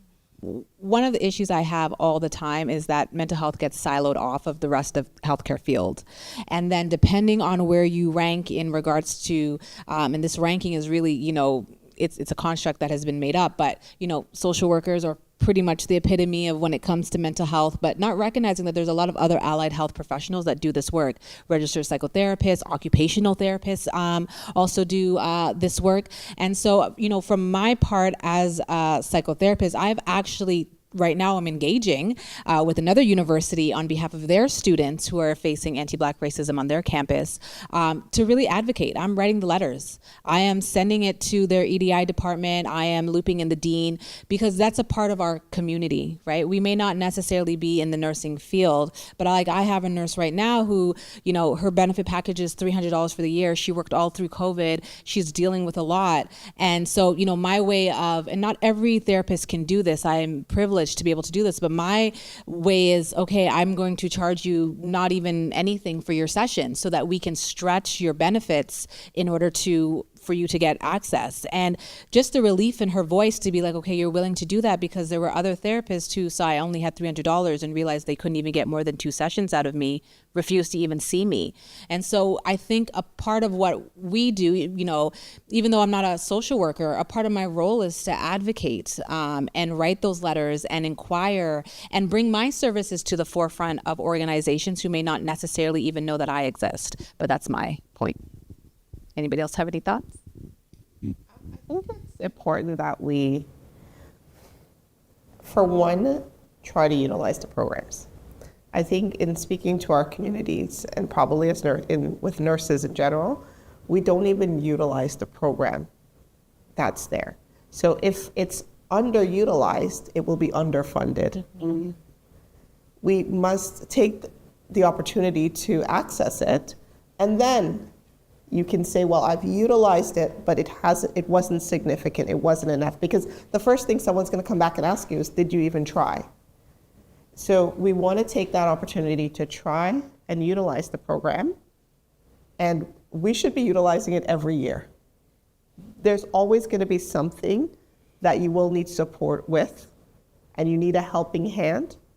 Utilize the programs, utilize your insurance. Guys, don't let your insurance go by the wayside, sidebar.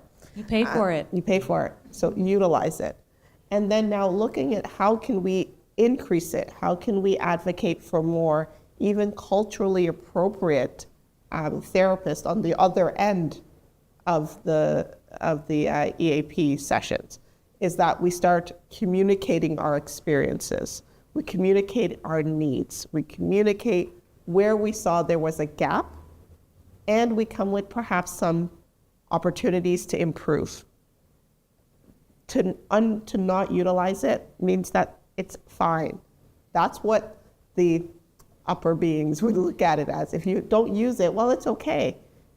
But if we've never utilized it, they don't know what the needs are. And then they don't know that our population, perhaps someone is like, where are you from? Can you speak clearly? Or can you, they're essentially mocking our dialects. If they don't have the culturally appropriate staff, they don't know that they need other staff there because we don't utilize it. So a starting point would be to start using it. Your $300 or $90 is use that.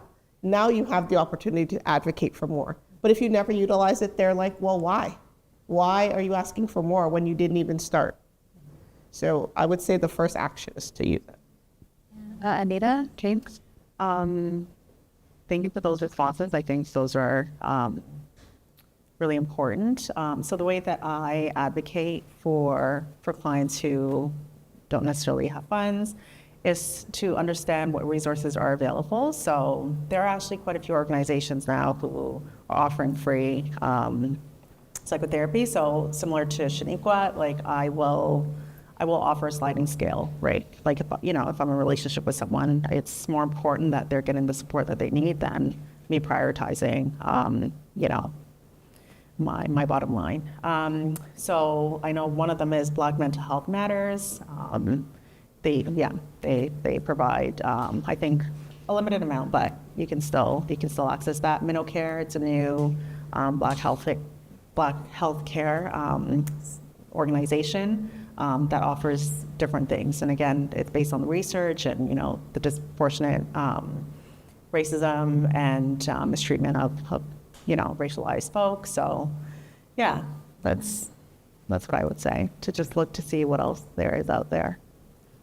Great point. Well, not in the profession yet, so I haven't really heard too much about the benefits and stuff, but something that I would say, and just really relating it back to what Ava said, and the question she asked Dr. Chapman about people who are in the position to now create policies, to create these rules that pretty much help us out, that guide us on what benefits and all that stuff, supporting them, advocating to them, letting them know, these are the problems that are going on, these are the things that are happening, because it's so easy for things to just be swept under the ground, or it's so easy for issues to be happening and just be, just let's leave it as it is. And I think it's very, very, very big in the nursing field and healthcare in general, where we do see problems and we don't talk about them because that's not our primary focus. Our primary focus is to help people as opposed to advocating or talking about the issues that are going on in our healthcare.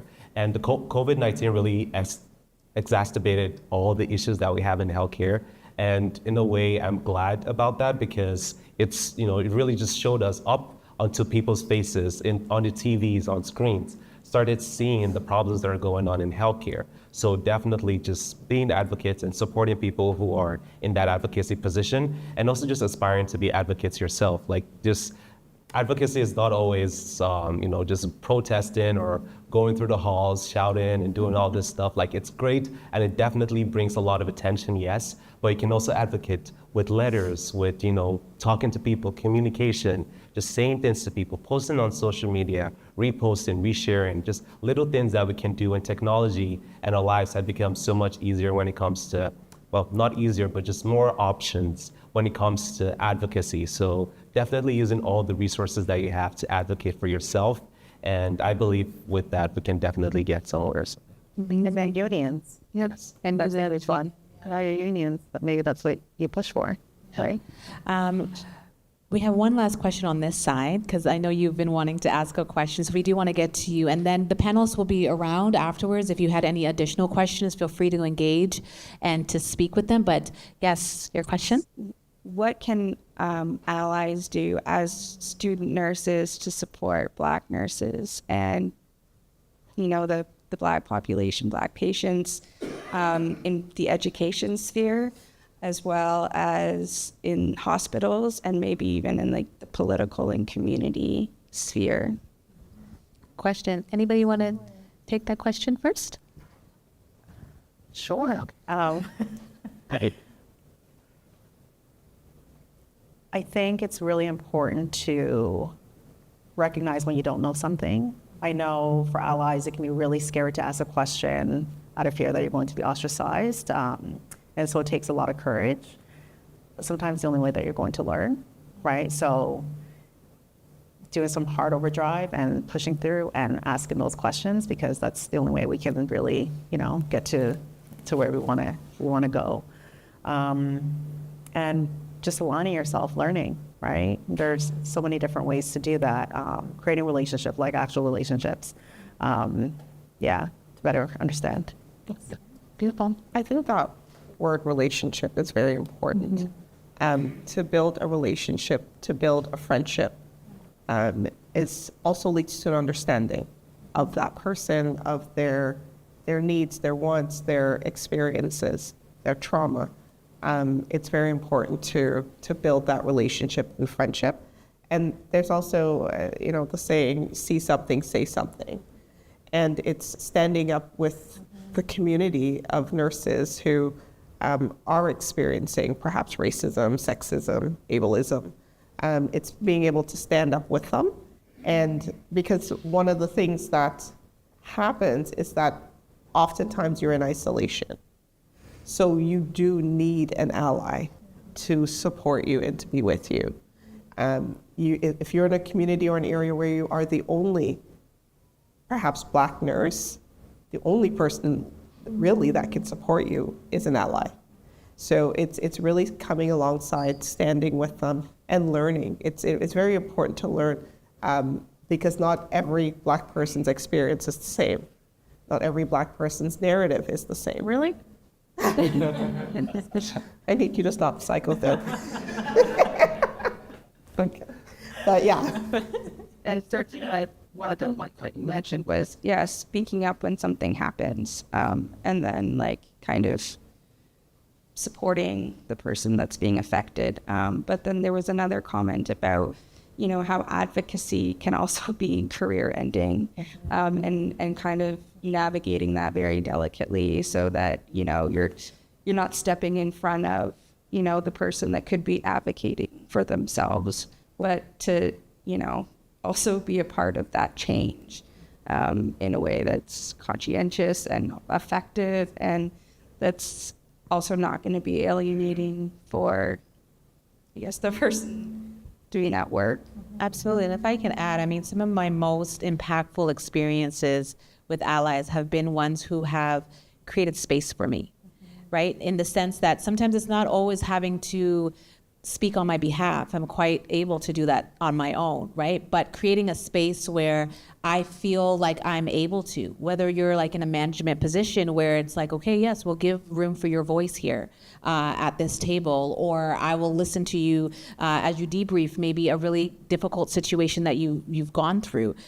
Because sometimes we do think the idea is that it's the fight. When we're capable of the fight, it's the recovery we sometimes need that space for.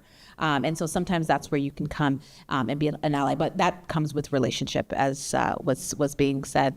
Absolutely. To add a little, what you just said right now is so important about like having, well, it's great to have a space, but just having that space where you can actually say something, just feeling comfortable to share is very, very important. And also just echoing what everyone in this panel just said right now, just recognizing the position of power and positions of privilege that you have, not just as an ally, but also, maybe someone from the community as well. You can be in a position of power and position of privilege, recognizing those things and making sure you can act on those. Like, okay, what if I'm from this position of power, what are the things that I can do? What are the things that I can change? What are the things I can talk about? And it could also be, the big things like advocacy, like protest and all that stuff, or little things, or, the other things like letters, or speaking to someone, all that stuff, joining clubs.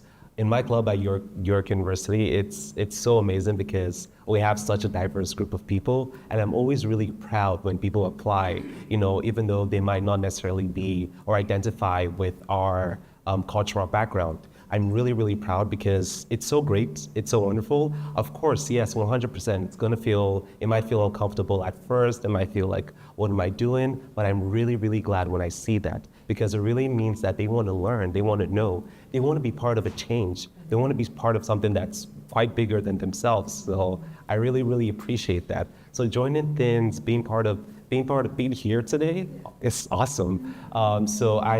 It's really great. So recognizing those places of privilege, and places of privilege also, I know a lot of professors and teachers are here right now.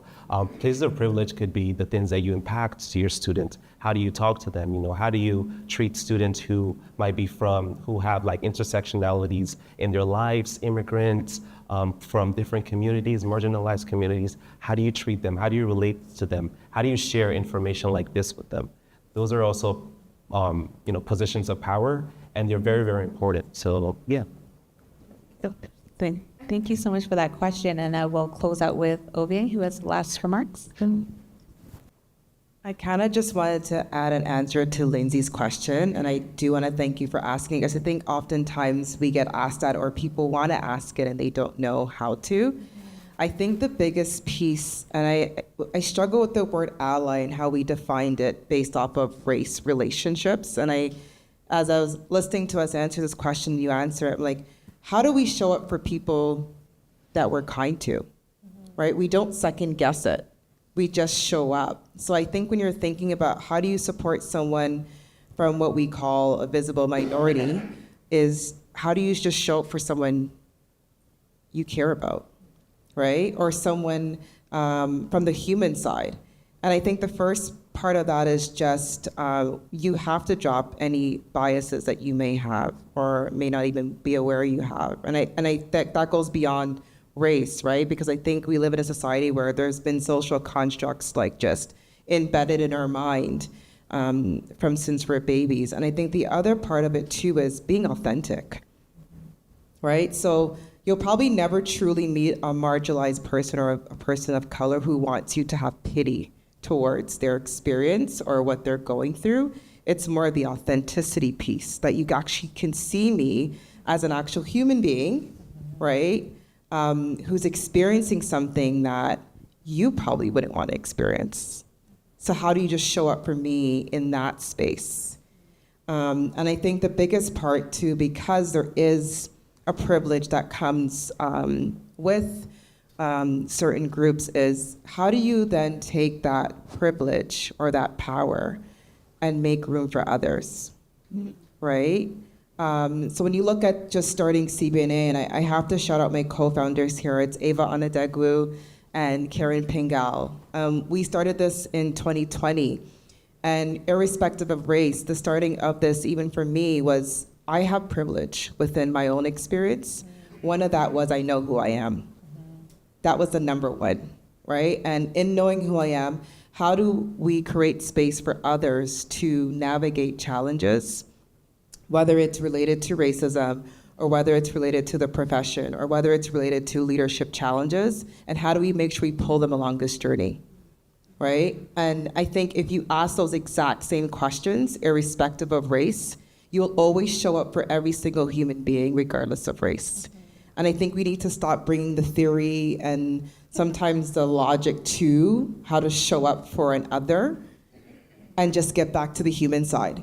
And I think this I don't know what came to my mind, like this childlike behavior of how children, right, when they're not told things by their family background or their home, you put them in a playground at the age of 2. Right? You can put an Asian, black, white, whatever race, and they will all play with each other. So how do we as adults get back to that before all the stuff we're told to us, all the media, all the propaganda, like everything else that comes with, just living is being told to us. I think we have to go back to that childlike mentality of just seeing how do you care for somebody who you can just be authentic with. And when you look at where CBNA is today, it is off of the backs of just every single individual who believes in this mission and mandate, using whatever they have to support where we are here today. And I think that is a testimony to what does it look like to just be an ally. And I want us to take away the race beside the word ally when we think about it, and just think about, if I'm going to be ally with Tanya, what does that look like? Showing up for her as a friend, as a best friend, or someone who just cares to get her along the journey. And I think we have to take that away from the word ally, because then we're thinking too hard on how we show up for somebody else. Yeah.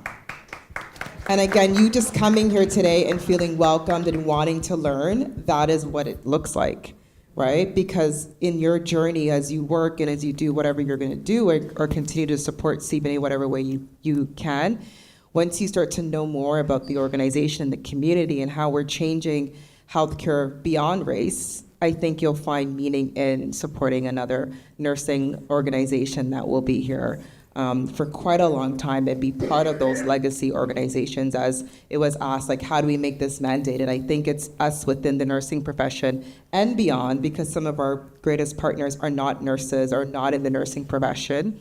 They just believe in what we're doing for the greater good of humanity and diversity. So I think you're making the right steps. Everybody is making the right steps who's in this room, and just continue to not put too much thought into showing up for something that you're interested in. That was a beautiful culmination of what we've been talking about today. I want to thank our panel. You're done. Are you cutting me off? Okay. I know, we gotta go. I want to thank our panelists so much for being here. Karen Pingal. I don't want to butcher the name, just escaped me. Sorry, guys. It's close to my self-care bedtime. Wow. I remembered. It's okay. Anita, yes. Sorry, guys. Anita and James, thank you guys so much for being here with us. They'll be around for a little bit if you do want to ask any other questions. And I think we said, if possible, on the evaluation that maybe goes out, if we can share their contact information in case anybody does want to connect with anybody. Anita is just down the road, so if anybody's looking for a therapist, just to plug that a little bit. And then we will have Sophia wrap us up. But thank you so much for, to our panelists for being here with us. I look forward to the agenda as well. I did that they prioritize weapons nursing. So from like a CBNA UFT perspective, I'm really glad that we're able to have this again another year, and I'm hoping that in the coming years with our next executive team, we're able to collaborate with CBNA and also Bloomberg Nursing. So thank you to everyone for coming. And because it's only the second day of Nursing Week, it's Tuesday, there's still a lot of events happening with Bloomberg. So I just wanted to plug that. So we're inviting you all to register for the upcoming panel. It's going to be on neighborhood nursing and equitable access to care, as well as the book launch event for the hosts of the Gritty Nurse podcast and their debut book, The Wisdom of Nurses, Stories of Grit from the Front Line. So you can visit bloombergnursing.utoronto.ca if you want to register and if you're interested. And also, if you're interested in just getting involved in more with CBNA and also CBNA UFT, I encourage you to reach out to us via Instagram. That's at the CBNA and also CBNA.UFT. So if you're a student and you want to join, or if you're just somebody who wants to get involved, let us know. And then there's also the CBNA's website, which is CanadianBlackNursesAlliance.org. So again, at CBNA, we're really glad to see these collaborations happening, and we thank you all for coming. Have a great night.